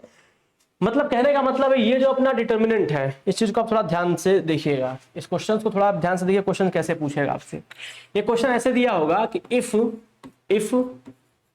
ax to the power 4 plus B x cube plus C x square plus D x plus E equal इस determinant के बराबर दे देगा वो, ठीक है। ई इक्वल आपको ये चीज दे देगा वो कि डिटर्मिनेंट आपका ये कितना है, इतना है। क्या कह दिया है, 2x x plus 1 x minus 1, फिर क्या है x minus 1 x square minus x x plus 1। उसके बाद क्या है आपका x plus 1 x minus 1 and 3 of x, ठीक है। ये डिटर्मिनेंट दे रखा है आपको, ये कुछ आपको ऐसे ही क्या करेगा, वो बनाकर दे देगा, ठीक है। समझ लीजिए कुछ आपको ऐसे बनाकर ही दे देगा कि इसको मैं थोड़ा छोटा लिख देता हूँ ताकि अट जाए अपना, x की power 4 plus B x cube plus सी x square plus D x plus ई इक्वल आपको डिटर्मिनेंट बना कर दे देगा ऐसे 2x x प्लस 1 x। मतलब ये जो इक्वेशन है फोर्थ पॉलिनोमियल का, वो आपका इस डिटर्मिनेंट के बराबर है, ठीक है ना। तो आपको बताना है e की वैल्यू क्या है, आपने क्या बताना है, e की वैल्यू क्या है, आपको बताना है क्या, e की value, find value of e। क्या बताना है आपको, find the value of e। Question कैसे बनता है इस चीज को जरा आप ध्यान से देखिए। क्या बताना है, find the value of e। सबसे पहले आप क्या करेंगे, सबसे पहले हमको e की वैल्यू निकालनी है। हमें क्या निकालनी है, e की वैल्यू हमें कैलकुलेट करनी है, ठीक है। e की वैल्यू कैलकुलेट करनी है, तो आप कैसे e की वैल्यू कैलकुलेट करेंगे ये बताइए। इसकी वैल्यू इसके बराबर है तो पुट x बराबर 0, क्या कर दीजिए आप, पुट x बराबर 0 दोनों तरफ, पुट x बराबर 0 बोथ साइड। इसे आप कैसे सॉल्व करेंगे, बोथ साइड। अब आपको x निकालना है तो आप कैसे सॉल्व करेंगे, तो हम क्या करेंगे, e निकालना है आपको, तो क्या करेंगे आप, पुट x बराबर 0 बोथ साइड। x जरा जब 0 पुट कर ये 0 हो जाएगा, 0 plus 0 plus 0 plus 0 plus e सिर्फ बच जाएगा।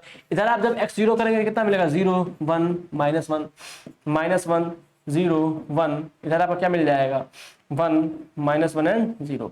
अब सिंपल सा डिटर्मिनेंट कैलकुलेट कर लो इसका, डिटर्मिनेंट कितना आएगा इसका, 0 तो खत्म हो जाएगा ये बात। अब माइनस 1 है अपना बाहर, माइनस 1 बंद किया, इसको बंद किया तो क्या मिल रहा है, 1 0। अब माइनस 1 प्लस 1 हो जाएगा, ये फिर माइनस 1 आपको मिल जाएगा, ऑलरेडी माइनस होता है उसके बाहर लगा होता है माइनस 1, ठीक है ना। प्लस 1 वाला बचा है आपको, सिंपल उसको लेंगे आप, तो ये 1 मिलेगा आपको, क्या मिलेगा, 1 मिलेंगे। तो आप देख पा रहे होंगे यहाँ पे 1 प्लस 1 मतलब कितना मिला, 2, ठीक है। ये डिटरमिनेंट वैल्यू कितनी आ गई, 2, यानी e बराबर कितना आ गया अपना 2। तो इस तरह के भी क्वेश्चंस आपको देखने को मिलेंगे। हो सकता है इस क्वेश्चन को थोड़ा डिफरेंशिएशन में कैसे वो दे सकता था, अगर यहाँ पे e इंटू एक्स होता, क्या होता, e इंटू एक्स होता, तो इसको आपको एक बार डिफरेंशिएट करना पड़ता। क्या करना पड़ता, आपको एक बार डिफरेंशिएट करना पड़ता, ठीक। तो फिर ये 3 टर्म होता है, फिर डिफरेंशिएट के बाद उसमें क्या करते, x बराबर 0 पुट कर देते, तो भी आप सवाल क्या कर लेते थे, कर लेते थे, ठीक है ना। जैसे मैं एक क्वेश्चन इस तरह से ऐड ही कर दूं, चलिए एक क्वेश्चन मैं ऐड ही कर देता हूं कि कैसे ये होगा। इस क्वेश्चन को मैं ऐड कर देता हूं, ठीक है। यानी कि अगर ऐसे दिया होता ax to the power 4 plus B x square plus C x बराबर, मैं क्वेश्चन दे देता हूं अपने पास से बना के, x plus 1 x minus 1 x plus 2, ठीक है, x square x square minus x, x minus one, ठीक है, x plus one, x minus two and x plus one, ठीक है। मैं आपको ये दे देता और कहता find the value of C. क्या कहता? Find the value of C, find the value of C, find the value of C. अगर आपको ये कहता कि फाइंड द वैल्यू ऑफ सी, तो भाई आप सी यहाँ पे जो जीरो रख नहीं सकते, आप यहाँ पे जीरो रख नहीं सकते। आप ऐसा कर सकते थे क्या, जीरो रख सकते थे क्या डायरेक्ट? एक्स माइनस वन हो गया अपना ये, इसको जब देखो, ठीक है, फिर बाकी उतार लेंगे ना सिंपली सिंपली। ये वन हो गया, इसको डिफरेंशिएट करना था, वन ये था अपना, और ये कितना हो गया था, ये 2x हो गया, ये कितना हो गया, ये अपना 1 हो गया, ठीक है। फिर ये एज इट इज उधर जाएगा, ये कितना हो गया 2x माइनस एक्स हो गया, ये कितना हो गया आपका x माइनस टू, ठीक है। और ये आपका x प्लस टू हो गया, ये x माइनस वन हो गया, और ये क्या हो गया x प्लस वन। तो सिंपल है, ये अपना नॉर्मल हम डिफरेंशिएट जैसे कर रहे थे वैसे ही कर रहे हैं, ठीक है ना। फिर प्लस का साइन लगा देंगे और पहले रो को वैसे उतार लेंगे, x प्लस वन हो गया आपका, ये x स्क्वायर हो गया, फिर क्या हो गया x प्लस वन। सेकंड वाले को हम डिफरेंशिएट करेंगे, 1 हो जाएगा, ये कितना मिलेगा 2x माइनस वन, और ये 1। अब थर्ड वाला अपना ऐसे ही क्या कर देंगे, उतार देंगे, x plus two, x minus one and x plus one, ठीक है। फिर प्लस का साइन लग जाएगा और अपना थर्ड फर्स्ट और सेकंड अपना ऐसे उतार देंगे, x plus one, x square, x plus one. ये तेजी से होने वाले क्वेश्चन है, इसमें कोई दिक्कत नहीं है, ठीक है ना। अब मैं आपको चीज, मुझे डिफरेंशिएशन का यूज दिखाना था कि हम डिफरेंशिएशन का यूज करके कैसे, हालांकि डिफरेंशिएशन का ही यूज नहीं, हम बाइनोमियल का भी यूज कर सकते हैं डिटरमिनेंट में। यहाँ पे दे दिया था मान लीजिए nc0 plus nc1 plus nc2, ठीक है। तो फिर आपको कैसे कैलकुलेट करना, तो थोड़ा बहुत आपको बाइनोमियल का भी पता होना चाहिए, ठीक है ना। बाइनोमियल कोएफिशिएंट्स के बारे में भी थोड़ी बहुत आपको जानकारी होनी चाहिए। मैं इसको बताऊंगा आपको, जब मैं आपको डिटरमिनेंट पढ़ाऊंगा, डिफरेंशिएशन पढ़ाऊंगा, तो वहां मैं डिटरमिनेंट को भी क्वेश्चंस को ऐड करके मैं वहां पर आपको सिखा दूंगा, ताकि आप चीज दिमाग में रहे, आप भूल ना उस चीज को, ठीक है। अब यहाँ पे देखिए कितना हो जाएगा, ये 1 हो जाएगा, ये अभी कितना हो गया 1 हो गया, ये कितना हो गया आपका 1। सिंपल। अब क्या कर दो, पुट x बराबर 0। अब सिंपल सा हम क्या कर सकते हैं, पुट x बराबर 0, क्योंकि अपने को जो पूछा था उसके पास ये x था, उसके पास से x को हटाना था, तो x बराबर 0, खत्म बात। x बराबर 0 पुट कर दो तो 0 हो जाएगा पूरा। क्या बचेगा, c इक्वल, अब यहाँ x को 0 करिए, 1 होगा, 0 होगा, 1 होगा, ये कितना होगा -1, 0, -2, ये कितना हो गया आपका भाई 2, -1 एंड 1, ठीक है, ये मिल गया। ठीक है, फिर क्या हो जाएगा, फिर क्या हो जाएगा, इसको थोड़ा और देखते हैं हम, फिर क्या हो जाएगा, ठीक है, फिर क्या हो जाएगा, थोड़ा इसको देखते हैं, ठीक है ना। फिर क्या हो जाएगा, थोड़ा इसको देखो, ठीक है। फिर प्लस का साइन लग जाएगा यहाँ पे, और अपना कौन सा तो हो गया। अब ये वाला बचा है अपना, ये कितना हो जाएगा 1, फिर क्या हो जाएगा वो 0, ये कितना हो जाएगा 1, वो कितना हो जाएगा 1, -1, 1, ये कितना हो गया 2, -1 एंड 1, फिर प्लस का साइन लग जाएगा। अब इस वाले में x को 0 रखना है, कितना हो जाएगा ये 1, 0, 1, -1, ठीक है, 0, -2, 1, 1 एंड 1। अब जरा देखो, अब इन्हें सॉल्व कर लो सी, इनको जब इन वहां से को सॉल्व करो कितना आएगा, ये 1 है, ऐसे 0, 2, -2, कितना हो गया ये -2, ठीक है, कितना हो गया वो -2, ये 0 हो जाएगा। 1 वाले को लो, +1 को ले लो, अब यहाँ ब्रैकेट लगा दो, 1 हो गया, कितना हो गया ये 1, ठीक है। ये पूरा हमको एक इसका मिल गया, ठीक है, प्लस। अब इस वाले को देखते हैं कितना इसका आता है, लिया, ये कितना हो गया -1 + 1, -1 + 1, -1 + 1 हो गया ये चीज। फिर प्लस ये लास्ट वाला 1 बचा हुआ, 1 लोगे तो कितना हो जाएगा -1 + 2, -1 + 2, ठीक है। तो ये हमको मिल गया दूसरे वाले के लिए। प्लस तीसरे वाले की वैल्यू निकालो, डिटरमिनेंट कितनी होती है, ये 1 है अपना ना, ये तो देखो जरा 0 -2 में +2 कितना हो गया, ये 2 हो गया। फिर +1 साइज लग जाएगा, फिर अपना ये बच गया -1, कितना हो गया ये -1। अब इनको सॉल्व कर लो सिंपल सा, c इक्वल टू कितना आया देखो, -2 + 1 कितना आया -1 प्लस ये -1 + 1 0 हो जाएगा, 2, ये कितना हो गया 1, ठीक है। यहाँ देखो 2 - 1 कितना आया +1, इस प्रकार c भी कट जाएगा, कितना आएगा c बराबर कितना मिला हमको 1, c कितना मिल गया अपना 1, तो c इसका आंसर क्या आ गया 1। तो ऐसे डिटरमिनेंट में हम डिफरेंशिएशन को भी ऐड करके क्वेश्चंस को क्या कर सकते हैं, ठीक है। बाकी हमें अब कुछ अपने प्रैक्टिस सेट्स लगाने हैं, जिससे हमारा ये थोड़ा और बेहतर हो जाए। कुछ हम न्यूमेरिकल्स को ट्राई करते हैं। तो देखिए जैसे आपको ये दिख रहा होगा, ठीक है, आप यहाँ पे इजिली जो है फाइंड कर पा रहे होंगे,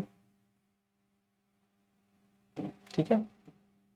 देखिए जरा, पहला क्वेश्चन दिख रहा होगा आपको, 0 a - b, a - c, b - a, 0 b - c, c - a, c - b and 0, then delta equal, मतलब इसका डिटरमिनेंट कितना हुआ आपको ये चीज बताना है। तो कैसे करते हैं, हमको पता है कि सीधे हम डिटरमिनेंट क्या कर दें, एक्सपेंड कर दें, क्या कर दें हम एक्सपेंड कर सकते हैं ना।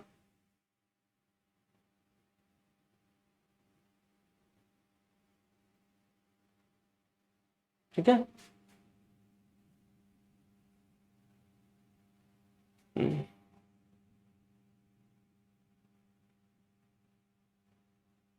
ठीक है, हमें से क्या करना है, सीधे सीधे एक्सपेंड करना है। अगर हम इसको सीधे सीधे एक्सपेंड करें तो अपना काम हो जाएगा। तो 0 है तो पहला कॉलम से खत्म, माइनस बी माइनस ए के अक्रॉस क्या करना है आपको, एक्सपेंड करना है। तो इस बी माइनस ए को बंद करें तो देखिए तो क्या मिलेगा आपको, a minus b into 0 0, a minus c into c minus b. ठीक है, अरे ध्यान से देखो जरा, ये 0 खत्म हो गया ना, इसको ले रहे हैं हम ना, तो माइनस होता है बीच वाले के लिए, माइनस बी माइनस सी हो गया, बचा क्या अपने पास, a माइनस बी इंटू 0 0 हो गया, a minus c into c minus b, लेकिन माइनस के साथ होगा वो। ठीक है, तो माइनस कितना हो गया ये, a minus c into c minus b, am I right. ठीक, अब ये हो गया अपने पास, प्लस साइन लग जाएगा, अपने पास क्या है, सी माइनस ए है, सी माइनस ए को लिया, अब इसके क्रॉस एक्सपेंड करना है आपने, सी माइनस ए को बंद कर दे इधर से, तो क्या दिख रहा है आपको, a minus B B minus C, क्या दिख रहा है आपको, a माइनस बी और b माइनस सी। ठीक है, दिख रहा है नहीं दिख रहा है, सिंपल। अब जरा इसको लिखते हैं, इसको a माइनस बी कर दो, तो माइनस कॉमन लोगे तो प्लस हो जाएगा, वो a माइनस बी हो गया। ठीक है, अब देखो इसको b माइनस सी कर दो तो माइनस खत्म हो जाएगा, कितना हो गया, b माइनस सी हो गया। इसको c माइनस ए कर दो तो माइनस बाहर लग जाएगा। ठीक है ना, इसको c माइनस ए, चलो इसको a माइनस सी ही रहने दो अभी, चलो a माइनस सी ही रख दो इसको। ठीक है, क्लियर है, विदाउट देखो b माइनस ए था, a माइनस बी लिखे, माइनस कॉमन ली तो प्लस हो गया, c माइनस बी था, माइनस का प्लस हो गया, b माइनस सी और माइनस सी प्लस। जरा ध्यान से देखो ये क्या लिखा है, c माइनस ए लिखा है, और ये क्या लिखा है, a minus B and b minus C. जरा ध्यान से देखना, a minus B B minus C यहाँ पे है, इन दोनों को भी कॉमन ले लो, a minus B and b minus C common ले लिया हमने, क्या बचा अपने पास, a minus C plus C minus A. तो देख पा रहे होंगे आप, a से a कट गया, c से c कट गया, क्या मिला 0, यानी a minus B and b minus c into 0 equal to कितना हो गया अपना 0। तो अपना आंसर क्या दिख रहा है यहाँ पे 0, तो इसका करेक्ट ऑप्शन क्या होगा 0, option D is the right answer. ठीक है, चलिए अगला देखते हैं क्या है। If W is a complex cube root, देखिए कॉम्प्लेक्स क्यूब रूट का क्या मतलब होता है, अगर आप ओमेगा क्यूब का रहेगा उसकी वैल्यू 1 हो जाती है, आपने ये पढ़ा होगा 1 plus omega square equal to 0। ठीक है, आप इसको पढ़ते हैं कॉम्प्लेक्स नंबर में। ठीक है, तो 1 plus omega square equal to 0 and omega cube की वैल्यू कितनी होती है 1 होती है। तो इस चीज को देखिए, डेल्टा आपका लिख रखा है, क्या लिखा है, delta 1 omega square omega square, फिर क्या लिखा है ओमेगा स्क्वायर 1, फिर क्या लिखा है आपका ये 1 और ये ओमेगा, ऐसा इसने क्या रखा है, लिख रखा है। अभी क्या करते हैं हम लिखते हैं कि कॉलम रो 1, हम क्या लिखते हैं, रो लिखते हैं। ठीक है ना, रो 1, इसको मैं रो कर देता हूं। यहां मैं एक ऑपरेटर यूज करने जा रहा हूं, जरा उस चीज का ध्यान रखना। यहां मैं क्या करने जा रहा हूं, एक ऑपरेटर यूज करने जा रहा हूं। ठीक है, उस चीज को थोड़ा ध्यान रखना, मैं एक ऑपरेटर यूज करने जा रहा हूं, इस चीज का क्या रखना, ध्यान रखना। ठीक है,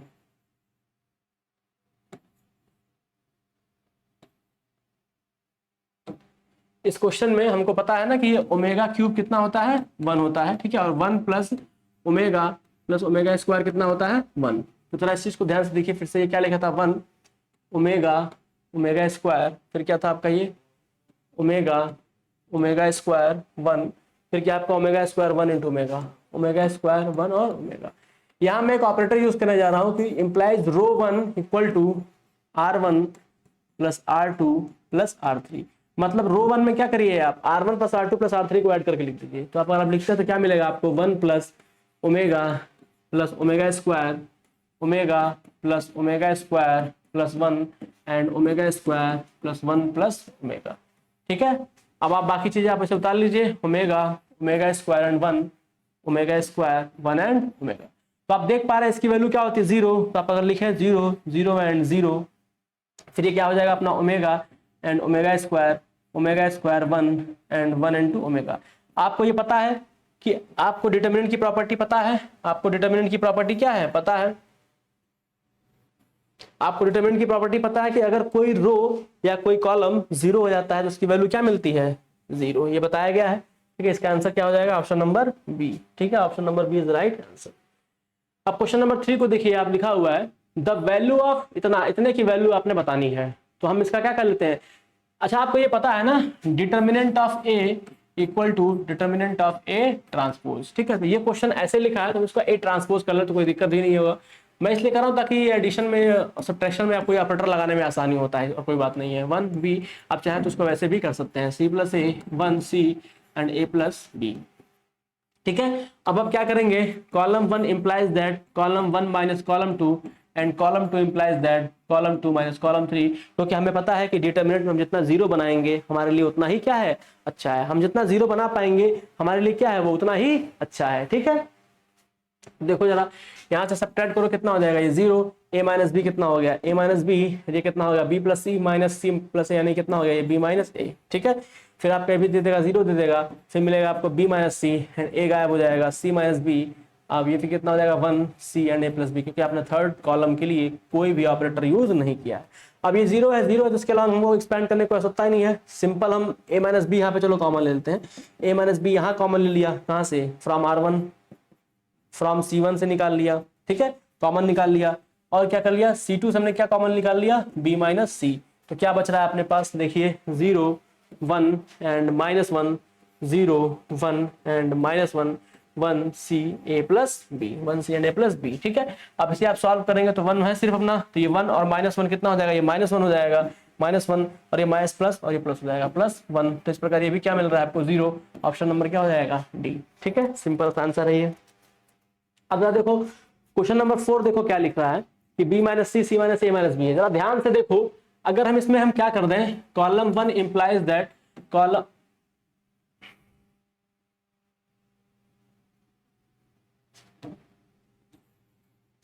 अगर हम यहाँ ऐसे करें, यहाँ हम कुछ ऐसे करें, ठीक है, कि r1 implies that r1 plus r2 plus r3, तो कोई दिक्कत, तो देखो जरा ध्यान से, b माइनस सी प्लस सी माइनस ए प्लस ए माइनस बी। ठीक है ना, सबको ऐसे में ऐड करना है ना, r1 plus r2 plus r3। देखो यहाँ पे b से b कैंसिल हो रहा है, a से a, c से c, 0 हो जा रहा है। यानी हम अगर इन सबको आपस में ऐड करके लिखेंगे तो क्या मिलेगा, 0 0 एंड 0। ठीक है, बाकी हम r2 और r3 वैसे उतार देंगे। ठीक है, तो हमको पता है कि अगर कोई भी रो या कोई भी कॉलम 0 होगा तो कंप्लीटली क्या हो जाएगा 0, तो इसका ऑप्शन क्या हो जाएगा 0। ठीक है, सिंपल है ये, कोई बहुत डिफिकल्टीज इसमें है नहीं। अब देखिए क्वेश्चन नंबर 5, हाँ क्वेश्चन नंबर 5 को थोड़ा आपको समझना होगा। क्या समझना होगा, हालांकि कोई इसमें बहुत ही सोचने वाली बात नहीं है, बट इस चीज को थोड़ा आप देखिए। यहाँ पर क्या लिखा है, यहाँ पे मैं एक ऑपरेटर यूज करना चाहता हूँ, column 1 implies that column 1 minus column 2। यानी हम अगर मल्टीप्लाई कर रहे होंगे a to the power x plus a to the power minus x का square minus a to the power x minus a to the power minus x का square. इसे आप पहले रब पर कहीं सॉल्व करके देखिए कुछ मिल रहा है क्या हमको, तो देखेंगे तो आप a to the power 2x plus a to the power minus 2x plus 2a to the, अच्छा अब यहाँ देखो मल्टीप्लाई होगा ना, a to the power x into a to the power minus x, तो x माइनस 0 हो जाएगा, तो क्या बने टू दी पावर 8, चलो कर देता हूँ मैं, a to the power minus x हो गया। ऐसे ही इसको मल्टीप्लाई करें माइनस लगा के, कितना हो गया आपका a to the power x plus a to the power minus 2x minus 2 a to the power minus x into a to the power x, bracket close हो गया। अब जरा इस चीज को आप सिंप्लीफाई करिए थोड़ा, तो क्या देख पाएंगे आप, a to the power x plus a to the power minus 2x plus 2 minus a to the power 2x minus a to the power 2x plus 2। तो आप देख पा रहे हैं ये चीज इजीली कर दिया रहा है अपना, क्या बच रहा है सिर्फ और सिर्फ 2 और ये 2, तो कितना मिल रहा है 4। मतलब अगर हमने इन दोनों को अपने में सब्ट्रैक्ट किया तो क्या मिल रहा है 4 मिल रहा है। ठीक है, तो जब आप इस चीज को आप एक डिटर्मिनेंट के फॉर्म में आप लिख रहे होंगे, जब आप इस चीज को जब आप डिटर्मिनेंट के फॉर्म में लिखेंगे ऑपरेटर लगाकर कि column 1 implies that column 1 minus column 2 and column 2 implies that column 2 minus column 3, तो देखिए आपको ये कैसा दिखेगा, ये कुछ आपको ऐसा दिख रहा होगा ना,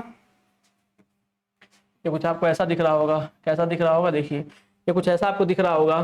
ठीक है, कि a to the power x plus a to the power minus x का square minus a to the power x minus a to the power x का होल स्क्वायर। बाकी आप इसको कॉलम 2 को आप इम्प्लाई मत करिए, कॉलम 2 में अपने को इम्प्लाई नहीं करना है, कॉलम 2 पे ये इम्प्लीमेंटर मत लगाइए, अभी कॉलम 1 पे ही लगा लीजिए। ठीक है ना, अभी इसको ऐसे उतार लेते हैं, to the power x minus a to the power minus x का स्क्वायर। ठीक है, और ये 1 सेम इसको ऐसे लिख देंगे आप, a to the power y plus a to the power minus y का square minus a to the power y minus a to the power minus y का स्क्वायर। ठीक है ना, फिर आपका क्या होता जाएगा a to the power y minus a to the power minus y का स्क्वायर एंड ये 1।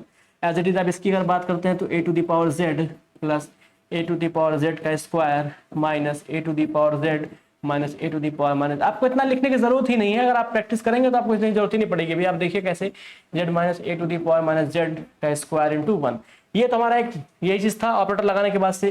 जरा इसको जब हमने सॉल्व किया तो कितना मिला, 4 मिला है। तो ये भी तो सेम वैसा ही है, A to the power y plus, दोनों को सब्ट्रैक्ट करोगे जब सेम वैसा ही तो दिख रहा है। देखो A to the power y plus A to the power minus y का square minus A to the power y minus A to the power minus y का स्क्वायर। जब इसे भी सॉल्व करोगे तो क्या मिलेगा, 4 ही मिलेगा, क्योंकि भाई सेम है, एक्स की जगह बस वाई ही तो है, वो भी क्या मिलेगा 4 मिलेगा, ऐसे वो भी क्या मिलेगा 4 मिलेगा। तो सिंपल आप देख पा रहे हैं, आप यहाँ क्या लिख पाएंगे 4 4 एंड 4।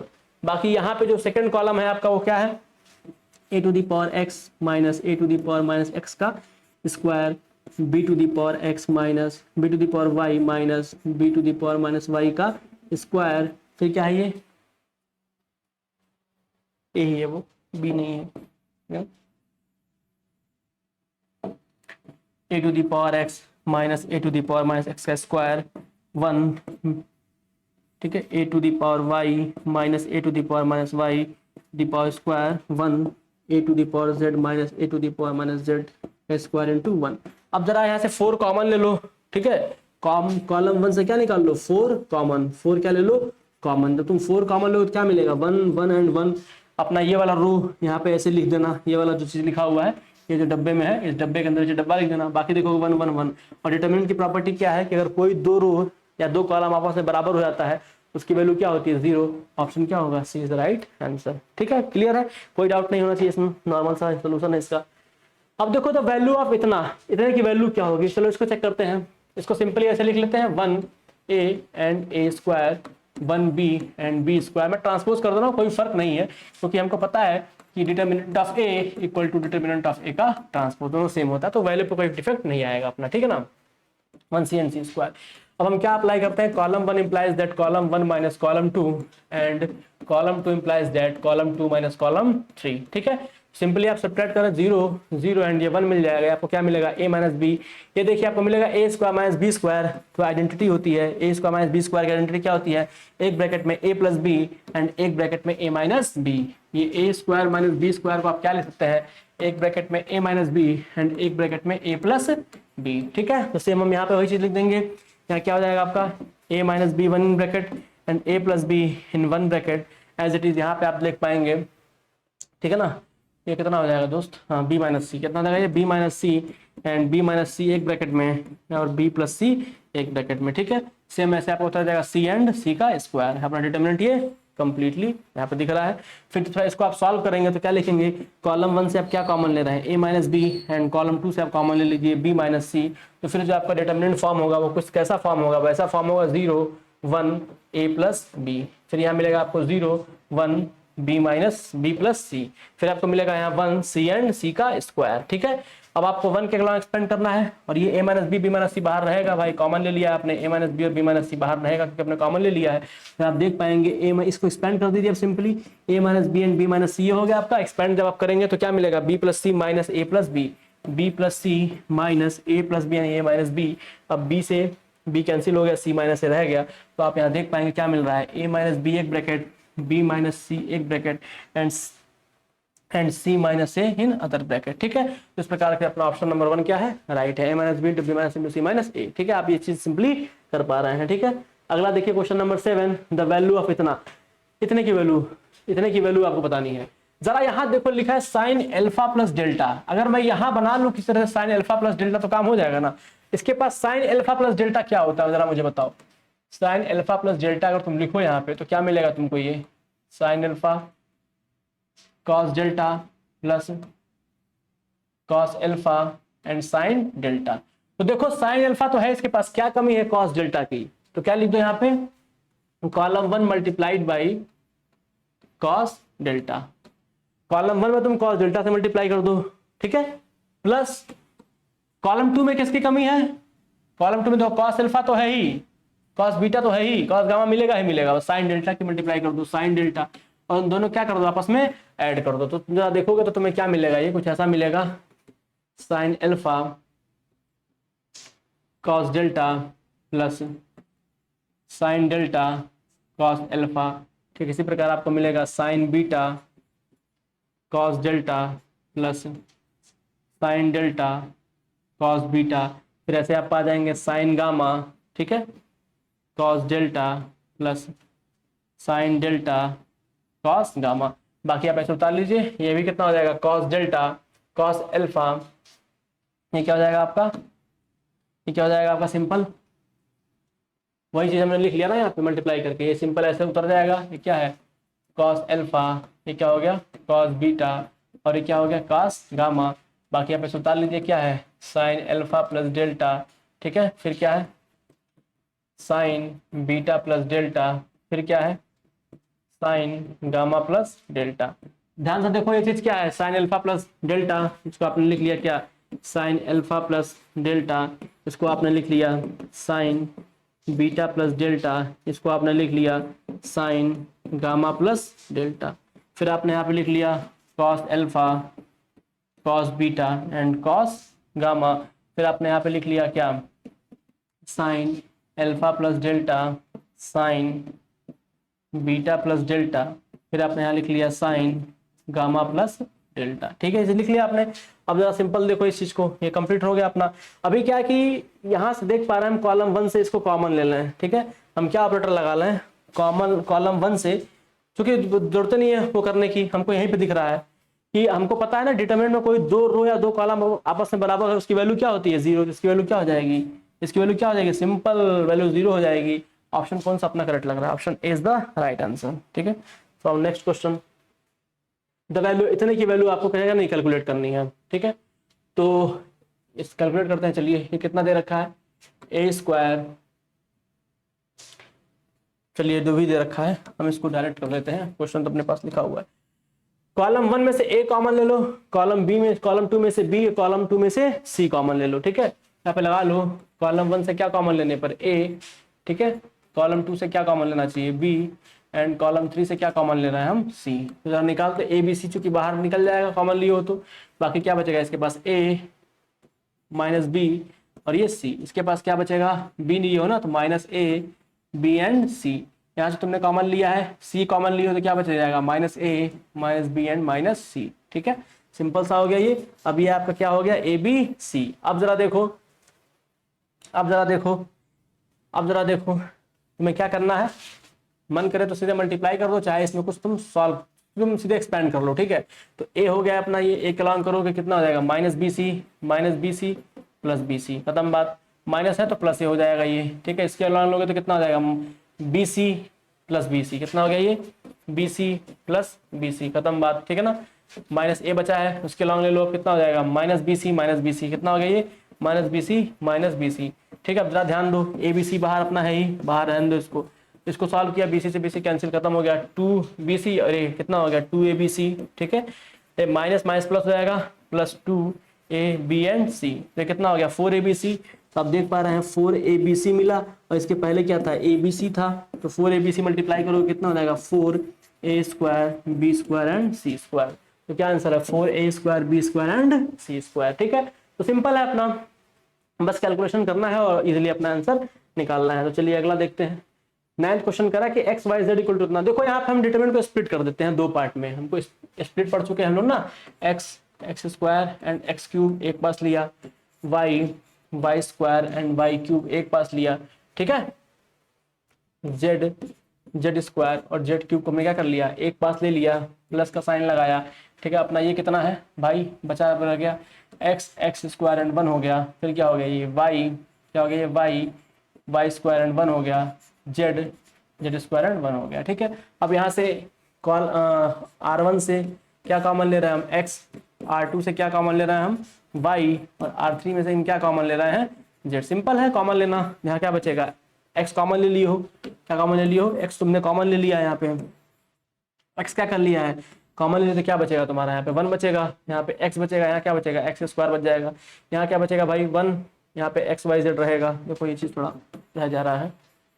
ठीक है, यहाँ पे एक्स वाई जेड तुम्हारा क्या रहेगा। ठीक है, तुमने यहाँ से 1 एक्स कॉमन लिया तो ये कितना हो जाएगा 1 हो जाएगा, एक्स हो जाएगा ये एक्स स्क्वायर हो जाएगा, ऐसे ये 1 हो जाएगा, वाई हो जाएगा, ये क्या हो जाएगा वाई स्क्वायर हो जाएगा, 1 हो जाएगा, जेड हो जाएगा, क्या हो जाएगा ये तुम्हारा सिंपल सा जेड स्क्वायर हो जाएगा प्लस। तो ऐसा ध्यान से देखो, इसको ऐसे लिख सकते हैं, ट्रांसपोज कर लो इसका, तो ये एक्स स्क्वायर 1। ठीक है, फिर ये कितना हो जाएगा वाई स्क्वायर 1, फिर क्या हो जाएगा ये जेड स्क्वायर 1। ठीक है, अब जरा ध्यान से देखो ये एक्स वाई और जेड है। ठीक है, और ये कितना है तुम्हारा 1 x x square, 1 y and y square, 1 z and z square, plus इसको अगर मैं ऐसे करूं, इसको 1 को इधर ले जाऊं, ऊपर ले आऊं, तो एक माइनस साइन बाहर आएगा, ठीक है। तो कितना हो जाएगा ये एक्स वाई एंड जेड, ये 1 1 1, ठीक है। ये कितना आ गया अपना x square y square and z का स्क्वायर, ठीक है। क्लियर है?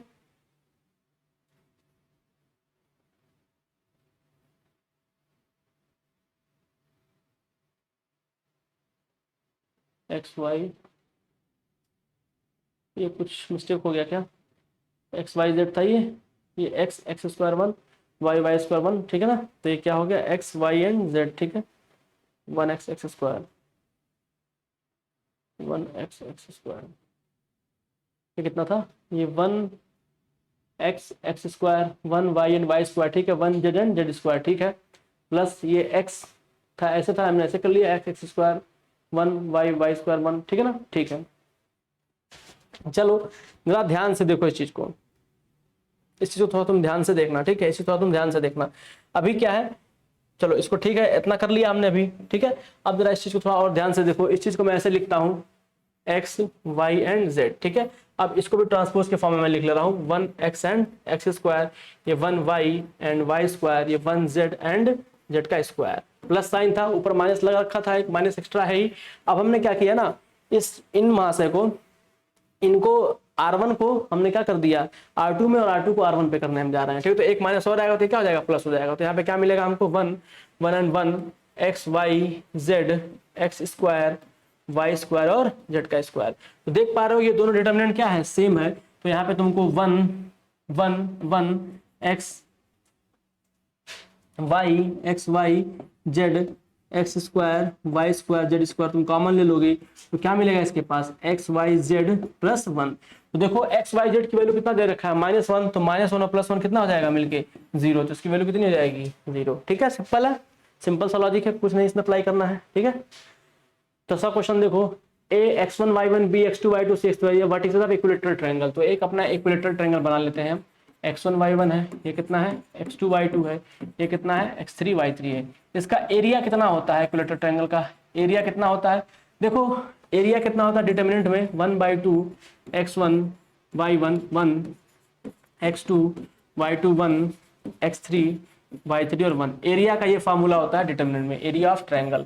तो आपको ये चीज पता होना चाहिए, एरिया ऑफ ट्रायंगल आप निकाल सकते हैं। अगर आपको x1 y1 x2 y2 x3 y3 पता है, तो आप एरिया ऑफ ट्रायंगल इस चीज से आप क्या कर सकते हैं, यूज कर सकते हैं। 1/2 determinant x1 x2 x3 y1 y2 y3 1 and 1 and 1, ठीक है। तो आप इस तरह से क्या कर सकते हैं, एरिया आसानी से कैलकुलेट कर सकते हैं। 1/2 आप आराम से क्या कर सकते हैं, एरिया कैलकुलेट कर सकते हैं 1/2 का यूज करके, ठीक है ना। क्लियर है? तो अभी यहाँ पे हमको पता है कि जो इक्विलेटरल ट्रायंगल दे रखा है, जो उसका एरिया कितना होता है √3/4 का a स्क्वायर, यानी इतने की वैल्यू जो है, इतने की वैल्यू यहाँ पे देखो, यहाँ पे 2 है ना, यहाँ से तुम कॉमन ले लो, C3 से क्या कॉमन ले लो 2, तो स्क्वायर तो बाहर आएगा कितना हो जाएगा 4 हो जाएगा, स्क्वायर आएगा बाहर तो कितना हो जाएगा।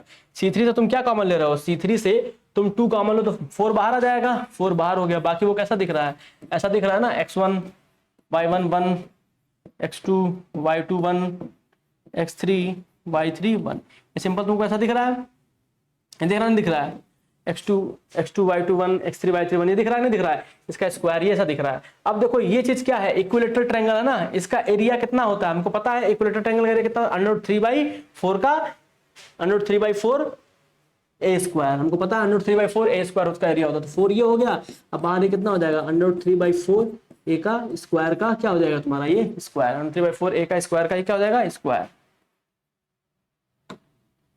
x2, ठीक है। √3/4 4 इंटू √3/4 a स्क्वायर का क्या हो जाएगा तुम्हारा ये स्क्वायर, √3/4 का a स्क्वायर का स्क्वायर। अब जरा ध्यान से देखो, तुम जरा ध्यान से देखना, इसके पास 2 भी था, अभी इन पे पास में 2 था ना, तो 2 ऊपर आएगा, 2 बार 2 ऊपर आएगा, 2 इंटू 2 कितना हो जाएगा, ये भी 4। इस प्रकार तुम देख रहे होगे, ये 4 इंटू 4 16, और ये 16 खत्म हो जाएगा, √3 का a का स्क्वायर करोगे कितना हो जाएगा 3a स्क्वायर। इसे सिंप्लीफाई करोगे कितना मिल जाएगा 3a टू द पावर 4, क्या मिल जाएगा 3a टू द पावर 4। अगर नहीं समझ में आया तो उसको फिर से एक बार देखो जरा, यहाँ पे अगर नहीं समझ में आया तो देखो, तुम देख पा रहे हो ये अपने पास है, तुम देख पा रहे होगे सिंपल ये जो है अपने पास दिख रहा है, इतना दिख रहा था नहीं आने के बाद से। अगर हम यहाँ क्या कर दें 4 से मल्टीप्लाई कर दें, ठीक है, और 4 से डिवाइड कर दें, ठीक है, 4 से डिवाइड कर दें, 4 से मल्टीप्लाई कर दें, तो इसको थोड़ा हम ऐसे भी सजा के लिख सकते थे 16 into 1/2 into x1 x2 x3 y1 y2 y3 1 1 1 का स्क्वायर। इसे कंप्लीट हम लिख सकते नहीं, लिख सकते इसका स्क्वायर लिख सकते हैं ना कंप्लीट। तो इतने की वैल्यू कितनी ये होती है √3/4 a स्क्वायर। तो यहाँ लिख सकते हैं ना √3/4 a स्क्वायर का स्क्वायर, और बाहर 16 था ही तो 16 खत्म हो गया, √3a स्क्वायर मतलब 3a⁴। तो ऑप्शन क्या हो जाएगा 3a⁴। सिंपल है, सिंपल था ये, कोई डिफिकल्टीज इसमें है नहीं, आसान क्वेश्चन है, आप इसे इजीली सॉल्व कर लेंगे, ठीक है ना। चलिए डाउट होगा बताइएगा फिर बता दिया जाएगा। 11 को आप देखिए जरा, कह रहा है कि अगर इतना है तो इतने की वैल्यू बताओ। x³ है ना, तो alpha plus beta plus gamma की वैल्यू कितनी है यहाँ पे दिख रही है 0। इस पर्टिकुलर इक्वेशन को अगर हम मैच कराएं, हमको पता है क्यूबी की क्वेश्चन कितना होता है अल्फा x³।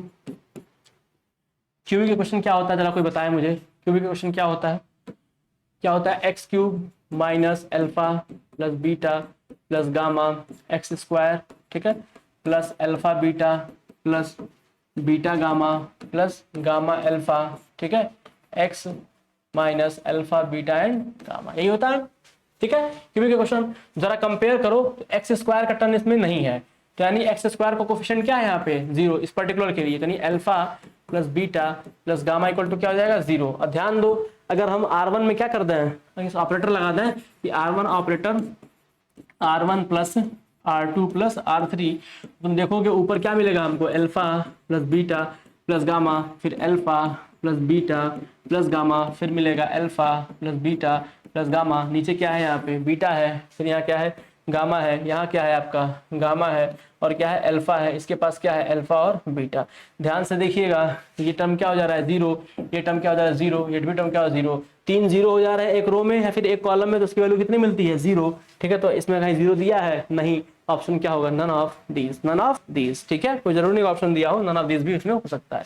अभी जरा देखो इस क्वेश्चन को करना है आपने, तो कुछ मत करिए, सिंपली इसको इसके साथ सब्ट्रैक्ट कर दीजिए, इसको इसके साथ सब्ट्रैक्ट कर दीजिए, ऑपरेटर लगा दीजिए, column 1 implies that column 1 minus column 2 and column 2 implies that column 2 minus column 3, ठीक है, क्लियर है दैट। अब इसको सब्ट्रैक्ट करें कितना मिलेगा -1 -2 -3, ठीक है, फिर आपको क्या मिलेगा -2 -3 -4, फिर आपको क्या मिलेगा ये सिंपल x + 5 x + 9, फिर क्या मिलेगा आपको x + 15, ठीक है। इसकी वैल्यू पता नहीं है, एक्सपेंड कर दो, -1 लिए तो कितना हो गया ये -3x -15 प्लस 4x प्लस 36, ये हो गया। अब ये -2 ले तो +2 हो जाएगा भाई, ये +2 हो गया, इसके पास क्या मिलेगा देखो -2x -30, ठीक है, -2x -30, फिर कितना हो जाएगा ये +3x + 27। उसके बाद आपको क्या बच रहा है ये पे, यहाँ पे आप देख पा रहे हैं प्लस लगाएंगे साइन, x + 5 दिख रहा है आपको, और क्या है मिलेगा 5 बाद 8 -9, ठीक है, सिंपल दिख रहा है। इसे तरह सॉल्व करो, -1 ये हो गया, -3x से कितना हो गया x,